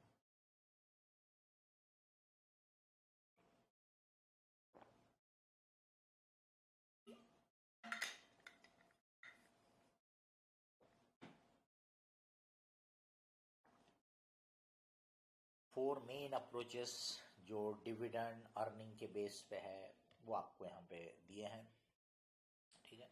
Four main approaches, dividend price approach, यानी ये इस मॉडल में भी सिंपल है। इसमें ये मान लिया जाता है कि जो डिविडेंड है उसी के ऊपर प्राइस डिपेंडेंट है, मतलब शेयर होल्डर सिर्फ डिविडेंड को ध्यान दे रहा है, they are not bothered what is the total earning. ठीक है, तो यहाँ पे जैसे डिविडेंड 4 रुपए एक्सपेक्टेड है फ्यूचर में और मार्केट में प्राइस है 40 रुपए, इसका मतलब ये मान लिया गया कि 4 रुपए डिविडेंड के बदले में आपके कंपनी का शेयर लोग 40 रुपए में खरीद रहे हैं। तो that means they are happy with getting 4 rupee on a investment of 40। तो 4 rupee you have to pay them on 40 rupee share. ये आपकी कॉस्ट ऑफ इक्विटी डिविडेंड के बेसिस पे हो गई 4 डिवाइड बाय 40 इंटू 100। अब इसमें ये मान के चलते हैं कि शेयर होल्डर सिर्फ डिविडेंड नहीं देखता, वो टोटल अर्निंग देखता, क्योंकि जो बची हुई अर्निंग रहेंगी यानी जो डिविडेंड के फॉर्म में नहीं दी गई वो शेयर के यानी इक्विटी शेयर होल्डर के नेटवर्थ को बढ़ाता है। नेटवर्थ बढ़ता है तो शेयर की वैल्यू बढ़ती है, तो इसका मतलब वो दोनों चीज को इम्पोर्टेंस देता है। तो वो टोटल अर्निंग में इंटरेस्टेड है, उसको फर्क नहीं पड़ता आपने डिविडेंड कम दिया ज्यादा दिया, बट कमाया कितना। यहाँ पे उसी की जगह अपन ने अर्निंग ले लिया, तो 6 रुपए की अर्निंग मान के चल रहे हैं यहाँ पे अपन इसमें। तो 6 रुपए की अर्निंग है, 40 रुपए का प्राइस लोग इस एक्सपेक्टेशन में दे रहे हैं कि कंपनी 1 साल में 6 रुपए कमाती है, तो हम 40 रुपए में शेयर खरीदने में खुश हैं। तो इसका मतलब 15% वो रिटर्न आपसे एक्सपेक्ट कर रहे हैं।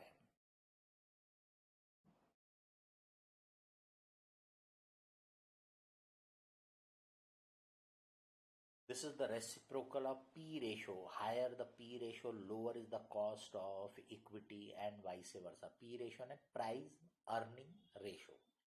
Market price divided by EPS earning per share, उसको अपन बोलते हैं P रेशो। तो P रेशो जितना ज्यादा रहेगा कॉस्ट ऑफ इक्विटी उतनी कम रहेगी, बराबर। जैसे यहाँ पर आप 40 रुपए डिवाइड बाय 6 करोगे तो वो P रेशो हो गया 40 डिवाइडेड बाय 6, 6.666 ये आ रहा है P ratio. 100 divide by P ratio करोगे तो वो कॉस्ट ऑफ इक्विटी हो जाता है। तो 100 को आप 6.6666 से डिवाइड करोगे तो 15% आ जाएगा। ठीक है,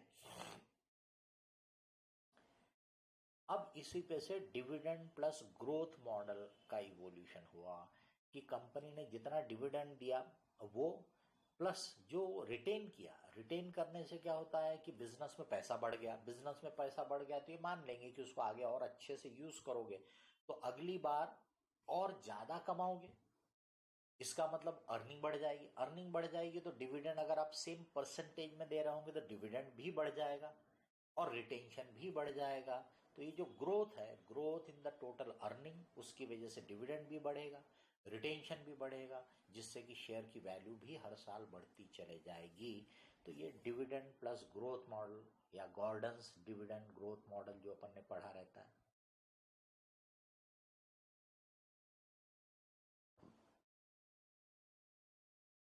ये आपको दिया है कि ये एक्सपेक्टेड डिविडेंड 4 रुपए है, करंट मार्केट प्राइस 40 रुपए है और ग्रोथ रेट 5% दिया है। अब ये एक्सपेक्टेड डिविडेंड दिया है इसलिए 4 रुपए एज इट इज ले लेंगे फॉर्मूले में। अगर ये पिछला डिविडेंड की भी 4 रुपए डिविडेंड पे किया था ऐसा बोलेगा तो भाई आज जो शेयर की कीमत शेयर होल्डर दे रहे हैं वो पुराने पीरियड में आपने कितना डिविडेंड दिया उसके बदले में नहीं दे रहे, बल्कि फ्यूचर में उनको कितना मिलेगा उसके एक्सपेक्टेशन में दे रहे हैं, बराबर।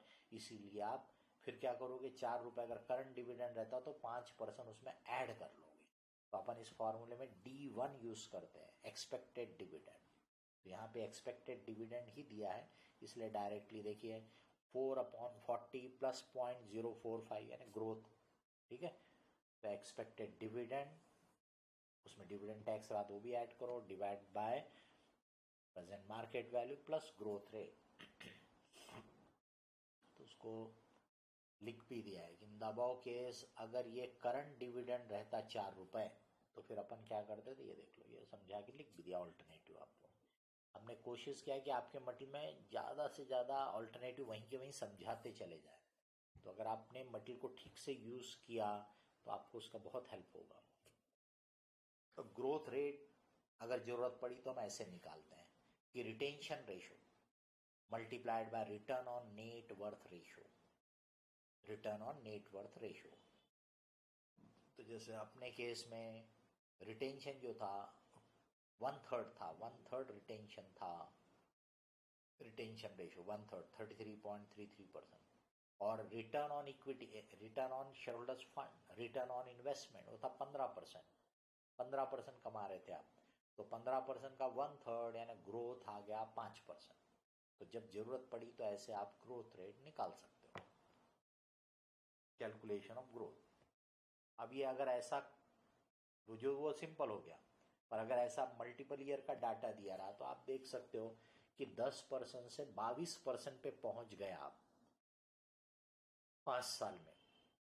5 साल में आप 10% से 22% पे पहुंच गए। आप बोलोगे सर तो 6 साल है। 6 साल नहीं होता, 5 साल होता है। कैसे काउंट होता है? 10 से 12 यानी 1 साल का ग्रोथ है ये, समझ रहे हैं?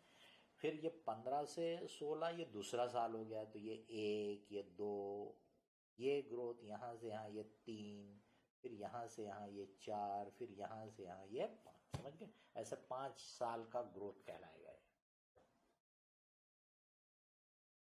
ये सिंपल कैलकुलेशन हो गया कि 12 से बढ़ गया, 10 से 22 यानी 12 इंक्रीज हो गया 12, 12/10 ये 120% 5 साल में।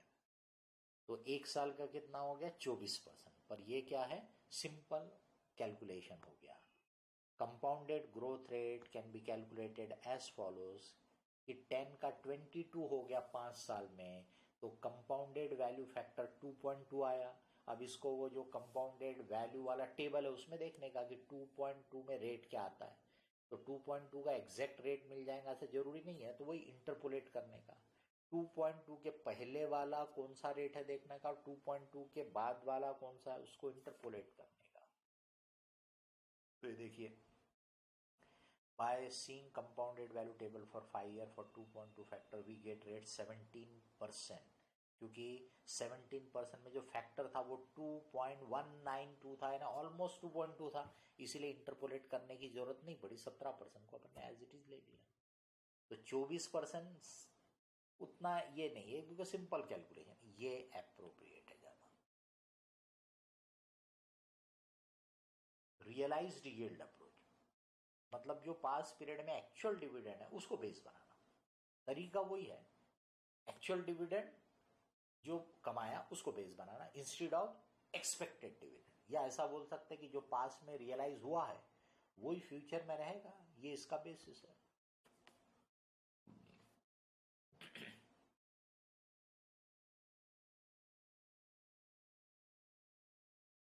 ये देख लीजिए वही लिखा हुआ है।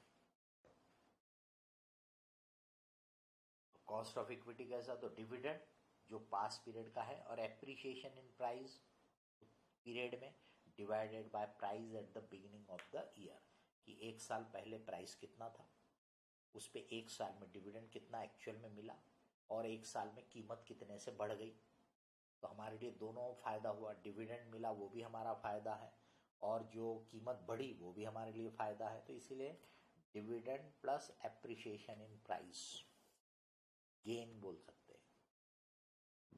एग्जाम्पल दे दिया आपको, डिविडेंड 10 रुपए, मार्केट प्राइस बिगिनिंग में 90 रुपए था, एंड में 98 हो गया, 90 का शेयर 98 हो गया तो 8 रुपए तो प्राइस एप्रिसिएशन मिल गया, 10 रुपए का डिविडेंड मिल गया। 18 रुपए की कमाई 90 रुपए के प्राइस पे या इन्वेस्टमेंट पे, तो 20% 1 साल में आपको कमाई मिली। ये ज़्यादा साइंटिफिक फिर तरीका था कॉस्ट निकालने का, CAPM मॉडल या capital asset pricing model approach जो बोला जाता है। इसमें risk free rate of return plus beta factor जो दिया रहता, बीटा कोएफिशिएंट फैक्टर जो रहता है उससे मल्टीप्लाई करते हैं मार्केट रिस्क प्रीमियम को। वो मैं थोड़ा बाद में एलोबरेट कर देता, पर इतनी ज़्यादा अभी ज़रूरत नहीं है, यहाँ पे फॉर्मूला यूज़ करना आप ध्यान दो अभी। तो ये rate of return of the market folio, market portfolio यानी पूरे मार्केट का average rate of return minus risk free rate, minus risk free rate, इसको बोलते हैं market risk premium. Market risk premium और मार्केट का बीटा कहलाता है 1। मार्केट का बीटा फैक्टर क्या कहलाता है? 1। मार्केट का बीटा, इसका मतलब 1 बीटा फैक्टर के लिए इतना रिस्क प्रीमियम है। तो इस पर्टिकुलर सिक्योरिटी, ये जो कंपनी है इसकी सिक्योरिटी का बीटा फैक्टर कितना है? अगर वो 1 से ज्यादा है मतलब ये मार्केट के ज्यादा रिस्की है, मार्केट से ज्यादा रिस्की है, तो इसको रिस्क प्रीमियम ज्यादा ऐड करना पड़ेगा। अगर ये सिक्योरिटी का बीटा फैक्टर 1 से कम है, इसका मतलब it is less risky as compare to market, तो इसका कम रिस्क प्रीमियम लेना पड़ेगा। ये फॉर्मूला है उसका कि cost of equity is equal to risk free rate plus beta into market risk premium है। और मार्केट रिस्क प्रीमियम कैसे कैलकुलेट हुआ? Return on market minus risk free rate.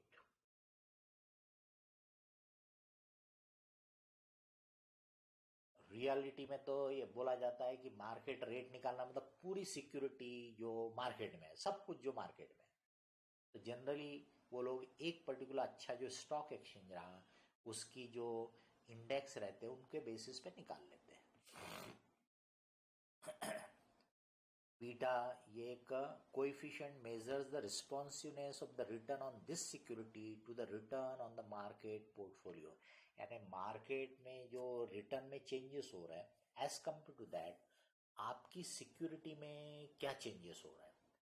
अगर ऐसा लगता है कि मार्केट में जो रेट से चेंजेस होते हैं आपकी सिक्योरिटी में उससे ज्यादा रेट से चेंजेस होते हैं, इसका मतलब आपका बीटा फैक्टर जो रहेगा वो ज्यादा रहेगा, यानी आपकी सिक्योरिटी ज्यादा रिस्की है। अगर ऐसा लगता है कि मार्केट में जो चेंजेस होते हैं आपकी सिक्योरिटी में से थोड़े कम होते हैं, तो फिर ये बीटा 1 से कम रहेगा।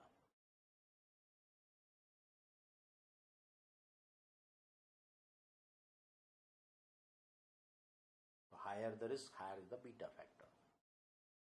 ये बीटा फैक्टर कैसे निकालना? तो standard deviation of the return in security divided by standard deviation of the market return multiplied by उनके बीच का जो कोरिलेशन है मार्केट रिटर्न का और इस पर्टिकुलर सिक्योरिटी का।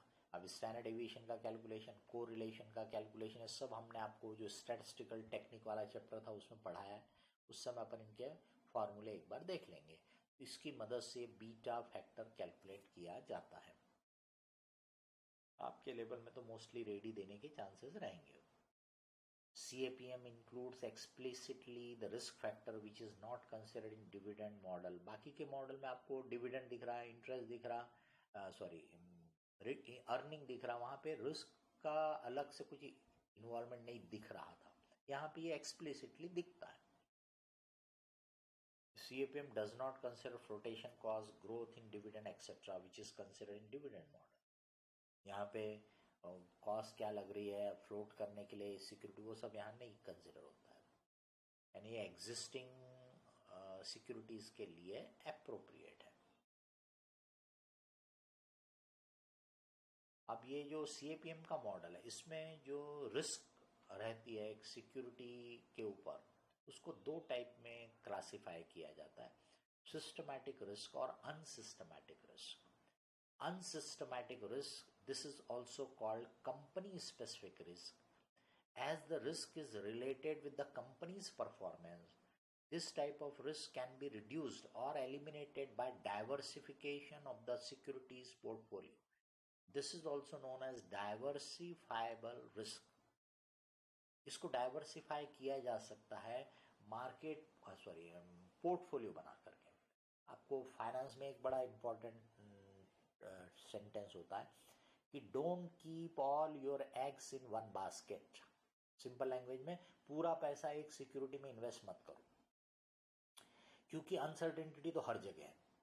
अब आपने पूरा पैसा एक सिक्योरिटी में, एक मॉर्गनाइजेशन में लगा दिया, अगर खुदा ना खास्ता वो डूब गया तो आपका पूरा पैसा डूब जाएगा। लेकिन सोच के देखिए आपने 5 अलग अलग जगह इन्वेस्ट किया, तो क्या पांचों के पांचों एक साथ डूबेंगे क्या? Just imagine, just think, your answer will be definitely no sir. ऐसा तो नहीं होगा कि 5 के 5 अलग अलग टाइप के ऑर्गेनाइजेशन, अलग अलग टाइप के बिजनेस रहेंगे तो ज्यादा बेटर रहेगा। This is called diversification. और ये 5 सिक्योरिटी मैंने बनाया ना, इसको बोलते हैं पोर्टफोलियो। तो पोर्टफोलियो से डाइवर्सिफिकेशन होता है, डाइवर्सिफिकेशन करके हम ये जो अनसिस्टमेटिक रिस्क है इसको रिड्यूस कर सकते हैं, खत्म कर सकते हैं। वेल डाइवर्सिफाइड पोर्टफोलियो होगा तो अनसिस्टमैटिक रिस्क खत्म हो जाती है। इसीलिए आगे CAPM बोलते हैं कि जो रिस्क आप डाइवर्सिफाई कर सकते हैं, खत्म कर सकते हैं, उसके लिए why anybody should give you the premium. तो उनका जो रिस्क प्रीमियम का फंडा है उसमें अनसिस्टमैटिक रिस्क को या डाइवर्सिफाइबल रिस्क को इग्नोर कर देते हैं। तो स्टैंडर्ड डेविएशन जो मेजर करता है वो पूरी रिस्क को मेजर करता है, और बीटा फैक्टर जो मेजर करता है वो सिर्फ सिस्टमैटिक रिस्क को मेजर करता है। सिस्टमैटिक रिस्क यानी जो पूरे मार्केट को अफेक्ट करती है। तो जैसे इन्फ्लेशन की बात करो, जैसे गवर्नमेंट की कोई पॉलिसीज होंगी वो ज्यादातर पूरे को अफेक्ट कर सकती है, खास करके जैसे टैक्सेशन की पॉलिसी वो सबको अफेक्ट करती है। तो इनको बोलते हैं नॉन डाइवर्सिफाइबल, क्योंकि ये सबको अफेक्ट करती है एक सरी का। इकोनॉमी में इंटरेस्ट रेट बढ़ गया सबको अफेक्ट करेगा, इकोनॉमी में गवर्नमेंट ने टैक्सेशन के रेट बढ़ा दिए सबको अफेक्ट करेगा, कोई एग्जम्पशन हटा दिए सबको अफेक्ट कर सकता है। तो ऐसे जो पॉलिसी टाइप के डिसीजन होते हैं जिनको उसमें लिखा है मैक्रो इकोनॉमिक टाइप के जो फैक्टर होंगे वो पूरे को अफेक्ट करते हैं या मोर लेस सबको अफेक्ट करते हैं। तो मैं पैसा 5 में लगाऊं कि पैसा 2 में लगाऊं या 6 में लगाऊं, अफेक्ट तो सब पे होने वाला है। इसका मतलब मैं इसको अवॉइड नहीं कर सकता, अनअवॉइडेबल है, नॉन डाइवर्सिफाइबल रिस्क है। इसी को हमारा बीटा फैक्टर मेजर करता है। As diversifiable risk can be eliminated by an investor through diversification, the non-diversifiable risk is the risk which cannot be eliminated. Therefore, a business should be concerned as per CAPM method solely with non-diversifiable risk. यानी ये systematic risk का ही premium दो, ये CAPM का argument है। और इसी को मेजर क्या करता है? Beta factor. ये आपको सिंपल सा कैलकुलेशन दे दिया, बीटा 1.5 है, यानी ये मार्केट से 1.5 गुना ज्यादा रिस्की है ऐसा अपन बोलेंगे। यानी मार्केट में अगर 2% का इफेक्ट पड़ेगा तो आपकी सिक्योरिटी में 3% का इफेक्ट करेगा, उसका 1.5 गुना, ये मतलब होता है। 8% रिस्क फ्री रेट है, मार्केट का रेट है 16%, तो 16 - 8 ये 1 बीटा का रिस्क प्रीमियम हो आपका 1.5 बीटा है, इसीलिए वो देखिए 12% का रिस्क प्रीमियम ऐड होके 20% रेट आ गया। Which approach to use in the case of companies with stable income and with stable dividend policy? Dividend price approach जो है may be a good way और simple हो सकता है। In case of companies whose earnings accrue in cycle, it would be better if earning price approach, but representative figure should be taken into account to include one complete cycle. इसका मतलब उसमें कैसा था, earning बढ़ती है फिर घटते घटते घटते फिर बढ़ती है, ऐसा एक साइकिल चलता है। तो किसी एक ईयर की अर्निंग को लोगे तो अच्छा नहीं होगा, पूरे साइकिल की एवरेज अर्निंग को लोगे तो ज्यादा ठीक होगा। इन case of growth companies, dividend plus growth model ज्यादा अप्रोप्रिएट रहेगा। कॉस्ट ऑफ रिजर्व या कॉस्ट ऑफ रिटेन अर्निंग, तो कई बार लोग बोल देते कि भाई रिजर्व तो हमारे हैं, खुद का बचाया हुआ है, तो ये तो फ्री है, मतलब इसकी तो कोई कॉस्ट नहीं है। द आंसर इज नो, क्योंकि ये भी पैसा इक्विटी शेयर होल्डर का है जो आपने रिटेन करके रखा है, जिसमें आपने उनको डिविडेंड न दे के रिटेन किया है तो उन्हीं का। तो क्या वो चाहेंगे क्या कि उनका पैसा जो आपने अपने पास रिटेन कर लिया है वो आइडल पड़ा रहे, उसके ऊपर आप कुछ भी एक्स्ट्रा कमा के नहीं दो? Will they like it? No. इसका मतलब रिजर्व पे भी कंपनी को कमा के देना पड़ेगा। अब इसमें थोड़े से टेक्निकल इश्यूज हैं कि कितना शेयर होल्डर एक्सपेक्ट करेंगे इसमें। तो भाई अगर मैंने ये 100 रुपए जो रिटेन किया था उसको डिविडेंड के फॉर्म में दे दिया, तो पहला होता है कि उसके हाथ में 100 रुपए बचेंगे क्या? तो अगर ये डिविडेंड उसके हाथ में टैक्सेबल होगा तो कौन से रेट से, मान लो 30%, तो उसके हाथ में बचेंगे 70 रुपए। यानी मैंने उसको 100 दिए जो मैं अपने बिजनेस में रिटेन कर सकता था, पर उसको दिया तो 70 ही मिले उसको, फिर वो 70 रुपए कहीं इन्वेस्ट करेगा तो उस पर उसको रिटर्न मिलेगा। तो 70 रुपए पे अगर मान लो वो 10% रिटर्न कमा सकता है, तो इसका मतलब 7 ही रुपए मिले उसको। इसका मतलब अगर मैंने ये 100 रुपए को रिटेन करके 7 रुपए कमा दिए एक्स्ट्रा, इसका मतलब मैंने उसका एक्सपेक्टेशन पूरा कर दिया। तो अब उसके लिए उसका टैक्सेशन रेट अलग अलग टाइप के इंडिविजुअल का अलग अलग हो सकता है। तो ये सब टेक्निकल इश्यूज है, ये आपको थ्योरेटिकली मटेरियल में दिया भी है सब। तो इसीलिए दिया है, if retain earnings are distribute equity shareholder it attracts personal taxation, therefore cost of retain earning is calculated as follows. Cost of equity को 1 माइनस टैक्स कर दो तो वो कॉस्ट ऑफ रिटेन अर्निंग मान ली जाएगी। ठीक है, कई बार नहीं दिया रहेगा तो हम सीधे सीधे कॉस्ट ऑफ इक्विटी को एज इट इज भी ले लेते हैं कॉस्ट ऑफ रिटेन अर्निंग के लिए। कॉस्ट ऑफ रिटेन अर्निंग 20% जो कॉस्ट ऑफ इक्विटी है उसको 1 माइनस टैक्स रेट यानी 30% टैक्स रेट है तो 14% आ गया। इसका मतलब मैंने जब समझा दिया कि अगर 100 रुपये आप उसको दे दोगे तो उसमें से 30 रुपये टैक्स में गया, उसके हाथ में 70 बचेंगे। 70 को इन्वेस्ट करेगा तो उसका एक्सपेक्टेशन है 20%, तो 70 पे 20% होता है 14 रुपये। तो इसलिए अगर मैंने वो 100 उसको देने के बदले बिजनेस में ही एक्सपांशन के लिए यूज किया और उसमें 14 कमा के दे दिए तो ही विल बी हैप्पी। तो दैट इज व्हाई वी से कॉस्ट ऑफ इक्विटी ये हो गई, रिटेंशन ये हो गई। It is so because if the company page dividend से 100 टू शेयर, ये देखो समझा भी दिया इसमें।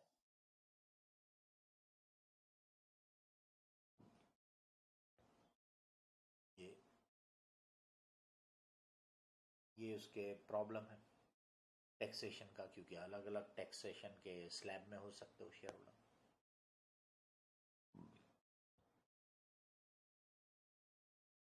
तो बहुत बार इसीलिए कॉस्ट ऑफ कैपिटल वैसा कैलकुलेट करने के बदले वो इक्विटी की कॉस्ट को एज इट इज ले लेते हैं। However, if the cost of equity share is determined on the basis of realized value approach, dividend plus growth approach, the question of working out a separate cost of reserve is not relevant, since the cost of reserve is automatically included in the cost of equity share capital, because growth is the effect of retained earning. तो आपके business में पैसा बढ़ा कैसे? क्योंकि आपने retention किया, तो रिटेंशन एंड रिजर्व, तो इसीलिए ग्रोथ वाले मॉडल से निकाला तो मतलब वो cost of equity including reserve हो गई। Present market price 40 rupees, present dividend 4 rupees, dividend growth rate is 5%, flotation cost is expected to be 3 per share, calculate cost of equity and cost of reserve. तो आपकी present equity की cost तो आप सीधे सीधे निकाल लोगे, न्यू इक्विटी की कॉस्ट में आपको ये फ्लोटेशन कॉस्ट वगैरह भी लेना पड़ेगा। ये देखिए कॉस्ट इक्विटी 4 रुपए का डिविडेंड था, 5% ग्रोथ, तो 4 रुपये 20 पैसे हो जाएगा अगला डिविडेंड। तो 4 रुपये 20 पैसे डिवाइडेड बाय 40 प्लस 5% का ग्रोथ, तो ये कॉस्ट ऑफ इक्विटी हो गई existing equity. Cost of new equity में वही चीज लिया बट डिवाइडर में 40 की जगह 37 लिया, क्योंकि 3 रुपये फ्लोटेशन कॉस्ट में चला जाएगा। तो 40 रुपये में से 3 रुपये कट हो गया, 37 आ गया बराबर। तो 37 नेट प्रोसीड्स हो गया, उसको बेस बनाएंगे न्यू इक्विटी के लिए। आपके मन में अगर आएगा कि वो 3 रुपये की फ्लोटेशन कॉस्ट को ऊपर न्यूमरेटर में नहीं लेंगे, आंसर इज नो, क्योंकि इक्विटी की कोई लिमिट नहीं होती लाइफ की, वो अनलिमिटेड लाइफ वाला होता है। तो इसलिए वो 3 को कितने पीरियड में अमोर्टाइज करना ऐसा पॉसिबल नहीं है, इसीलिए उसको नहीं पकड़ा जाता है। 4 रुपये 20 पैसे डिवाइडेड बाय सिर्फ डिनोमिनेटर में कि 37 रुपये मिले जिस शेयर के लिए, उससे उस पे मेरे को 4 रुपये 20 पैसे कमा के देना है और 5% का ग्रोथ देना है।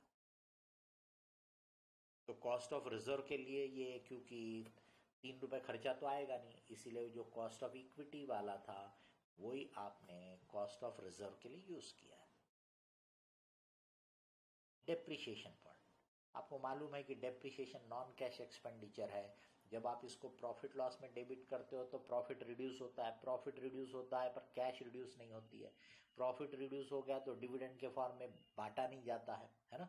इसका मतलब वो पैसा बिजनेस में बच गया, वो पैसा नेचुरली आप बिजनेस में यूज करते हो, तो क्या इसकी कॉस्ट नहीं है?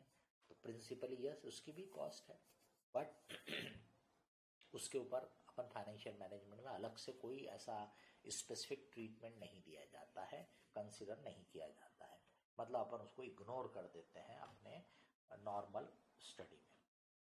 बेसिकली वो पैसा आपने चाहो तो सिंकिंग फंड मेथड पढ़ते हो कि जितना पैसा डेप्रिसिएशन के बराबर का आप इन्वेस्ट करके रखो for replacement of the asset, मतलब मैंने उसको बिजनेस में यूज किया नहीं, इसलिए मेरे को बिजनेस में उसकी कॉस्ट को पकड़ने की भी जरूरत नहीं रहेगी। Cost of equity and P ratio अपन ने पहले ही देखा। पी रेशियो ने प्राइस अर्निंग रेशियो, ठीक है, तो ये अर्निंग वाले मेथड का ही ऑल्टरनेटिव है। ये पी रेशियो हो गया। 150 रुपए का प्राइस, 30 रुपए की अर्निंग, 5 टाइम। 100 डिवाइड बाय 5 करोगे तो कॉस्ट ऑफ इक्विटी आ जाएगा, यानी 100 डिवाइडेड बाय पी रेशियो। और वैसी earning divide by market price से भी कॉस्ट आएगा। ये cost of equity earning divide by market price. ये देखो 100 डिवाइड बाय पी रेशियो, इससे भी cost of equity. P ratio बता दिया आपको। पी रेशियो ऐसे भी निकल सकता है, 100 डिवाइड बाय एक्सपेक्टेशन रेट। कोई फॉर्मूले को इधर से उधर शिफ्ट किया।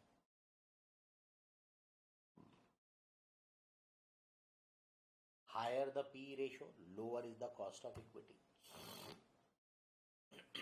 लोअर पी रेशियो मतलब हायर एक्सपेक्टेशन। हायर एक्सपेक्टेशन मतलब शेयर होल्डर को ज्यादा रिस्क लगती है आपके कंपनी में, आपके शेयर्स में। Weighted average cost of capital, क्योंकि आपने देखा अलग अलग सोर्सेस से आप पैसा रेस कर सकते हो, सबकी कॉस्ट अलग अलग है। अब बताइए कि कोई प्रोजेक्ट को जब मुझे डिसाइड करना है कि ये प्रोजेक्ट को मैं एक्सेप्ट करूं कि नहीं करूं, तो मुझे देखना पड़ेगा कि ये प्रोजेक्ट से मुझे मिनिमम रिटर्न कितना मिलना चाहिए। अब वो मिनिमम रिटर्न का मेरे पास एक रेट रहना चाहिए, बराबर। तो इसीलिए कैपिटल स्ट्रक्चर अलग एक हो गया। कैपिटल स्ट्रक्चर कंपनी अपनी पॉलिसी के हिसाब से प्लान कर ले, उसकी वेटेड एवरेज कॉस्ट निकाल ले। 2-3-4 सोर्सेज से पैसा आप रेज करने का प्लान किए होंगे, अलग अलग कॉस्ट होंगे, well and good, well and fine. उसका वेटेड एवरेज रेट निकाल लो, तो वो एक रेट आपको कैपिटल बजटिंग में फिर काम में आता है as a cut off rate, कि भाई जो प्रोजेक्ट मुझे इतना रिटर्न कम से कम देगा वो मैं एक्सेप्ट करूंगा, नहीं तो नहीं करूंगा। अब इसमें कौन सा वेटेज देना, तो उसके अलग अलग ऑल्टरनेटिव्स है वेटेज देने के लिए। तो वेटेड एवरेज में द इशू इज कि वेटेज काय का देना, कौन सा वेटेज देने का। तो there are different alternatives. Calculating the cost of specific source of fund, पहले हर एक कॉस्ट का अलग अलग निकालो, हर एक सोर्स का। अब इसको जो है मल्टीप्लाइंग विद द प्रोपोर्शन, है ना, adding the weighted component cost to get the firm's weighted average cost of capital. तो वेटेज जो रहता है उसमें अलग अलग ऑल्टरनेटिव रहते हैं कि बुक वैल्यू वेट देना है या मार्केट वैल्यू वेट देना है, या जहाँ पे न्यू प्रोजेक्ट रहा तो जो प्लान्ड प्रपोर्शन है, जो आपने प्लानिंग किया होगा वो प्रपोर्शन। एग्जिस्टिंग वाले के लिए बुक वैल्यू यानी बैलेंस शीट की वैल्यू के हिसाब से, या मार्केट वैल्यू ऑफ सिक्योरिटीज के हिसाब से वेट देना। मार्केट वैल्यू डेफिनेटली बेटर माना जाएगा, बिकॉज वो आज की प्रॉपर वैल्यू को रिप्रेजेंट करता है, तो वो ज़्यादा इफेक्टिव या सही रहेगा। खास करके जब आप cost of capital market value की मदद से निकालते हो, तो फिर प्रोपोर्शन भी मार्केट वैल्यू ही देना अप्रोप्रिएट रहेगा। बुक वैल्यू वेट यानी बैलेंस शीट के फिगर, मतलब जैसे cost of dept multiplied by amount of dept, cost of equity multiplied by amount of equity, बराबर। Cost of preference multiplied by amount of preference, ऐसा। Financing plan मतलब ये new project के लिए हो कि जो प्लान आपने प्रपोज किया होगा कि भाई डेप्ट कितना लेना है, इक्विटी कितना लेना है, प्रेफरेंस कितना लेना है, वो प्रपोर्शन। और market value of your security, तो आपके number of equity share multiplied by market price या मार्केट वैल्यू ऑफ इक्विटी होगी। Number of preference share multiplied by market price, number of debenture multiplied by market price, और अगर डेप्ट और भी रहा loan के फॉर्म में तो उसको एज इट इज मान सकते हो। अब इनको कॉस्ट को ये इनका वेटेज देना, ठीक है। तो बुक वैल्यू जब वेट लेते हो तो आपको इक्विटी शेयर कैपिटल भी लेना है, रिजर्व भी लेना है। बट जब मार्केट वैल्यू वाला लेते हो, तो जब आपने इक्विटी की मार्केट वैल्यू लिया तो ऑटोमेटिकली उसमें रिजर्व इंक्लूड हो गए, क्योंकि शेयर की मार्केट वैल्यू क्यों बढ़ती है, it is because of retention. अगर कोई कंपनी जितना प्रॉफिट कमाती है पूरा डिविडेंड के फॉर्म में पे आउट कर दे, 100% पे आउट, तो बेसिकली हम बोलेंगे उसकी जो फेस वैल्यू रहेगी या शुरू की वैल्यू वो एज इट इज रहना चाहिए, हर साल बढ़ना नहीं चाहिए। तो शेयर की वैल्यू बढ़ती क्यों है? It is because of retention. तो इसलिए जब आपने मार्केट वैल्यू लिया तो उसमें रिजर्व ऑटोमेटिकली आ गया, अब आपको अलग से नहीं लेना है। लेकिन जब आपने बुक वैल्यू लिया होगा तो इक्विटी शेयर कैपिटल भी लो और रिजर्व भी लो।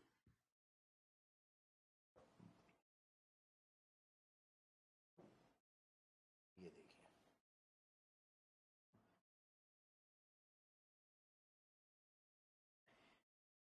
ये जो आपने नया कोई प्रोजेक्ट के लिए प्लानिंग किया होगा उसको लो। यहाँ पे आप सिक्योरिटीज की मार्केट वैल्यू निकाल करके फिर कैलकुलेट करो।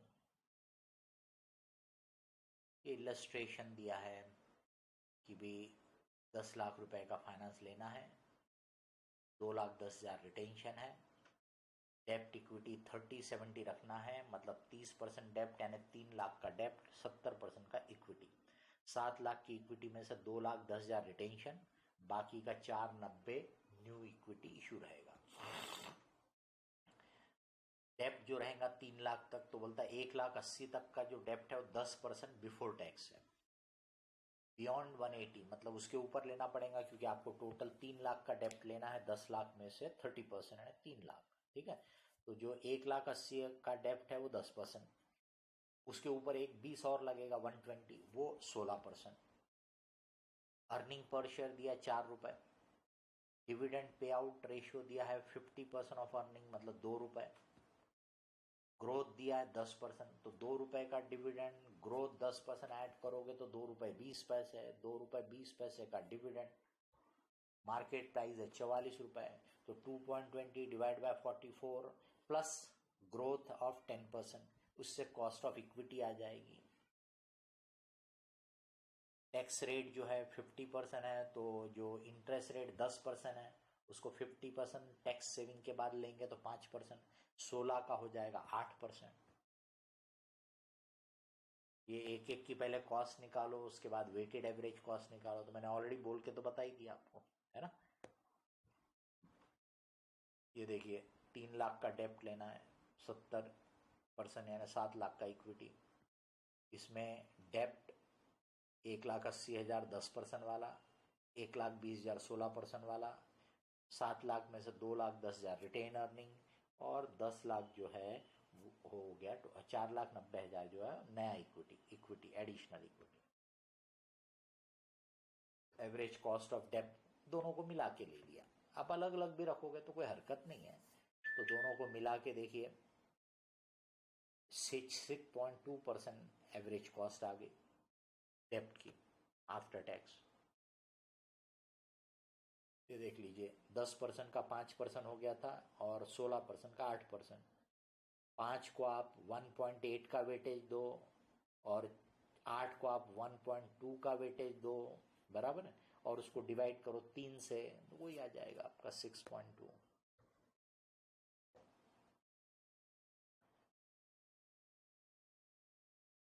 अब रिटेन अर्निंग जो है, ये डिविडेंड, एक्सपेक्टेड डिविडेंड, ये देखिए 15% रेट हो गया डिविडेंड ग्रोथ मॉडल से कॉस्ट ऑफ इक्विटी का। कॉस्ट ऑफ रिजर्व को भी 15% ही ले लेंगे।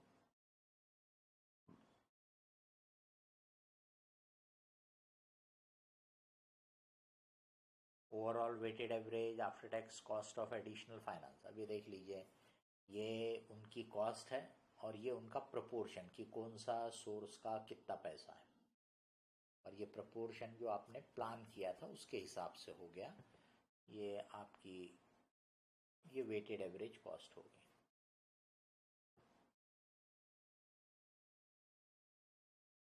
अब अगर ये आपको ऑल्टरनेटिव दे रहा कि in case of fresh issue of equity the price में be less than the market price of ₹44, further there will be some flotation expenses, hence we can take net proceeds से ₹40, समझाने के लिए कि अगर ये न्यू इशू के लिए हमको डिटेल दिया रहे, हमने तो 44 रुपये जो मार्केट प्राइस है, बट नया इशू करोगे तो शायद थोड़ा सस्ता करना पड़ेगा, फिर थोड़ा खर्चा भी हो जाएगा, तो उसी फॉर्मूले में 44 की जगह 40 ले लिया, तो ये 15.5% की कॉस्ट हो गई आपकी। उससे फिर वेटेड एवरेज कॉस्ट आपकी 12.605% हो जाएगी। उसमें आप रिजर्व की कॉस्ट पुरानी रखोगे 15%, पर न्यू इक्विटी जो 4,90,000 था उसकी कॉस्ट बदल दोगे। अब मार्जिनल कॉस्ट ऑफ कैपिटल, ये सब marginal cost of capital schedule कि वेटेड एवरेज कॉस्ट में आप पूरे को मिला के एक रेट निकाल लेते हो, बट आपकी जो कॉस्ट है वो आप देख रहे कि स्लोली, जैसे कॉस्ट ऑफ डेब्ट भी बढ़ी, कॉस्ट ऑफ इक्विटी भी, रिजर्व की कॉस्ट कम थी, पर फ्रेश इक्विटी इशू करूँगा तो ज़्यादा, क्योंकि उसमें मेरे को फ्लोटेशन का खर्चा वगैरह आ रहा, तो इसका मतलब कॉस्ट मेरी धीरे धीरे बढ़ रही है। तो यहाँ पे मेरे को पूरा मिला करके मालूम है। अब सपोज पूरा मिला करके मैंने कॉस्ट निकाला, एक समझाने के लिए बोल रहा हूँ कि भाई 15% एवरेज आ गया और मेरे को जो प्रोजेक्ट दिख रहे हैं वो 14% वाले दिख रहे हैं, तो मैं प्रोजेक्ट रिजेक्ट कर दूंगा। बट मेरे पास छोटे साइज में अगर प्रोजेक्ट 14% रिटर्न कमा के दे रहे हैं तो हो सकता है वो वायबल होंगे, क्योंकि मैं उतना फंड रेज नहीं करूंगा। तो मेरा जो इंक्रीमेंटल फंड था वो ज़्यादा महंगा था, उसके पहले का फंड सस्ता था। तो अगर मैं अलग अलग रेट निकाल सकूं कि भाई ये लेवल से ये लेवल तक मेरी कॉस्ट इतनी है, फिर उसके ऊपर और बढ़ूंगा तो कॉस्ट थोड़ी बढ़ रही, फिर उसके ऊपर और बढ़ूंगा तो और बढ़ रही है, that is called marginal cost of capital. Marginal cost है ना, हर इंक्रीमेंटल रुपए की कॉस्ट। तो अपन हर रुपए की कॉस्ट नहीं निकालते, बल्कि हर एक स्लैब। अब वो स्लैब कैसे निकालना, तो वो स्लैब रहती है कि जितने में कोई भी एक एलिमेंट ऑफ कॉस्ट अगर बदल रहा होगा, तो जब तक मेरे 3-4 एलिमेंट ऑफ कॉस्ट कांस्टेंट है वो मेरी एक स्लैब होगी। अब ये 3-4 में से एक भी अगर आगे बदल रहा है तो फिर वो मेरी नई स्लैब हो जाएगी, फिर से कोई बदल रहा है फिर से नई स्लैब, ऐसा मेरे को करना पड़ता है। तो उसकी प्रोसेस आप एग्जाम्पल की मदद से ही देख सकते हो।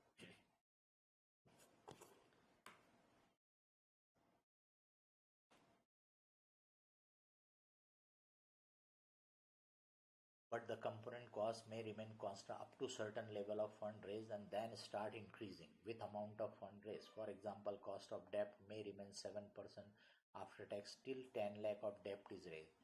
Between 10 lakh and 15 lakh, the cost may be 8% and so on. Similarly, if the firm has to use the external equity when the retained profits are not sufficient, the cost of equity will be higher because of flotation cost.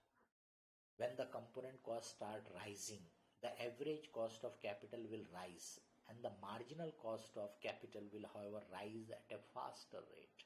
क्योंकि incremental वाला ज्यादा था, average करने से क्या हो गया, पुराना वाला और ये मिक्स होके बढ़ता तो दिखेगा बट कम बढ़ता हुआ दिखेगा। बट एक एक्स्ट्रा वाले स्लैब की कॉस्ट देखोगे आप तो वो आपको ज्यादा बढ़ता हुआ दिखेगा, incremental cost. Generally the weighted average cost of capital tends to rise as the firm seeks more and more capital. This happens because the supply schedule of capital is typically upward sloping. मतलब जैसे जैसे आप fund ज़्यादा race करते हो तो cost बढ़ते जाती है। As suppliers provide more capital, the rate of return required by them tends to increase.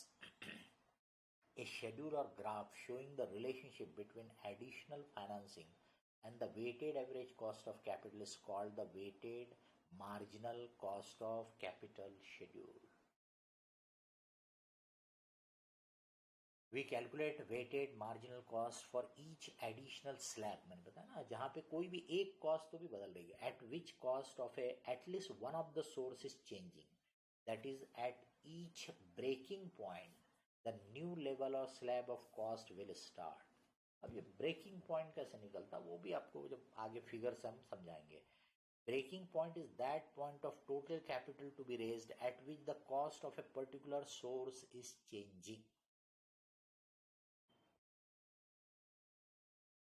Calculate the weighted average cost of capital, marginal cost of capital schedule on the basis of data of example 12 and taking net proceeds of fresh issue as ₹40. तो उसकी weighted average उसकी cost of equity fresh equity की बदल गई थी, 15.5 हो गई थी। रिजर्व की कॉस्ट 15 थी।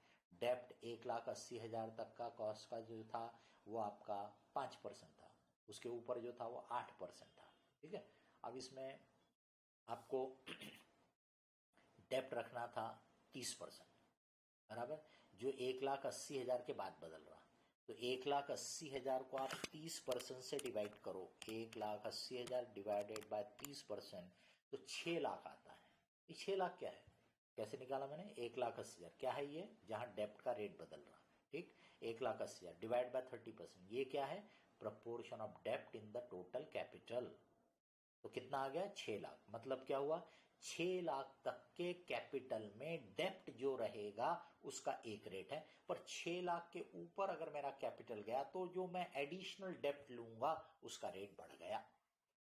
तो डेप्ट के पॉइंट ऑफ से 6 लाख ब्रेकिंग पॉइंट हो गया। और अब इक्विटी में मेरे पास रिटेन्ड इक्विटी जो थी वो 2,10,000 थी, बराबर।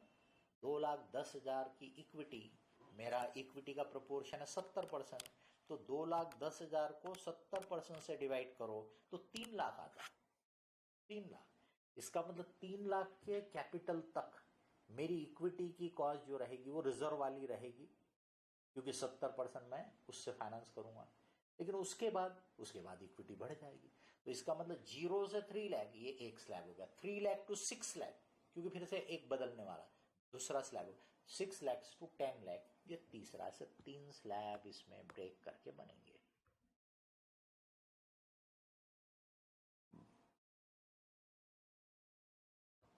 ये देखिए, डेप्ट के लिए ब्रेकिंग पॉइंट जो था 6 लाख है, इक्विटी का ब्रेकिंग पॉइंट 3 लाख है, तो इसलिए 0 to 3, 3 to 6, 6 to,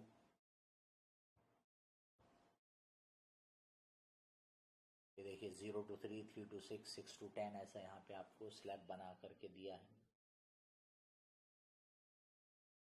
जिनमें कोई ना कोई एक एलिमेंट बदल रहा है। अब ये आपको देखिए दे दिया 0 to 3 लाख में डेप्ट 5% का है, इक्विटी 15 है, तो ये वेटेड एवरेज आ गया 12%। ये वेटेड एवरेज कॉस्ट क्या हो गया 12%। 3 लाख तक का जो कैपिटल रेस करोगे वो 12% का कॉस्ट रहेगा, ये मतलब हो गया। ओके, अब 3 से 6 जो एडिशनल 3 लाख लोगे उसमें डेप्ट तो चेंज नहीं हुआ, रेट वो 5% है, बट इक्विटी महंगा वाला हो गया 15.5%। तो अब आप देखोगे कि उसका रेट हो गया 12.35, 12.35। ये 12.35% जो कॉस्ट है ये 0 to 6 की नहीं है, ये 3 to 6 की है, एडिशनल 3 लाख की कॉस्ट है।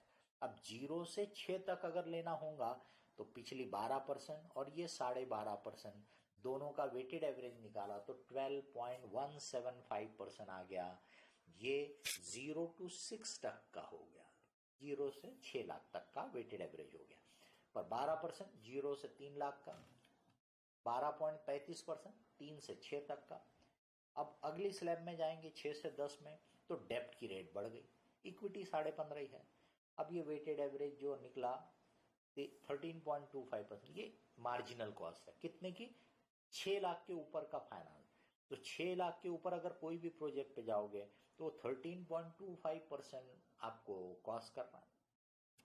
तो कोई मान लीजिए कि मेरे पास ऐसा प्रोजेक्ट है जो मुझे 12.5% रिटर्न देता है या 13% रिटर्न देता है, तो मैं अगर मार्जिनल कॉस्ट शेड्यूल बराबर देखूंगा तो मैं क्या करूंगा, 12.5% रिटर्न वाला अगर 6 लाख तक के फंड में होता है तो मैं उसको कर सकता हूँ, बराबर। 6 लाख तक के उसमें अब वो मुझे 12.5% रिटर्न दे रहा है, मतलब सफिशिएंट है। लेकिन अगर मैंने पूरे 10 लाख तक की वेटेड एवरेज देखी रहती तो वो 12.6 है। अब अगर मेरा प्रोजेक्ट रिटर्न दे रहा है 12.5 और मेरा वेटेड एवरेज कॉस्ट था 12.6, तो मैं क्या बोलता, रिजेक्ट कर दो प्रोजेक्ट। लेकिन ये ब्रेकअप रहने से मुझे क्या आइडिया मिल गई कि अगर 6 लाख तक में ये प्रोजेक्ट हो सकता है तो मेरी कॉस्ट तो 12.35 है, रिटर्न 12.5 है, तो मुझे एक्सेप्टेबल रहेगा। ये फायदा होता है मार्जिनल कॉस्ट का ये शेड्यूल बनाने से, ठीक है। So this is all about your cost of capital. ये कॉस्ट ऑफ कैपिटल थोड़ा बड़ा था, ज़्यादा आपको डिटेल में समझा दिया। 1-2 चैप्टर थोड़े बड़े हैं, बाकी के चैप्टर आपके फिर छोटे हैं। हम सभी चैप्टर लाइन से सीक्वेंस में ही कवर करेंगे, ठीक है।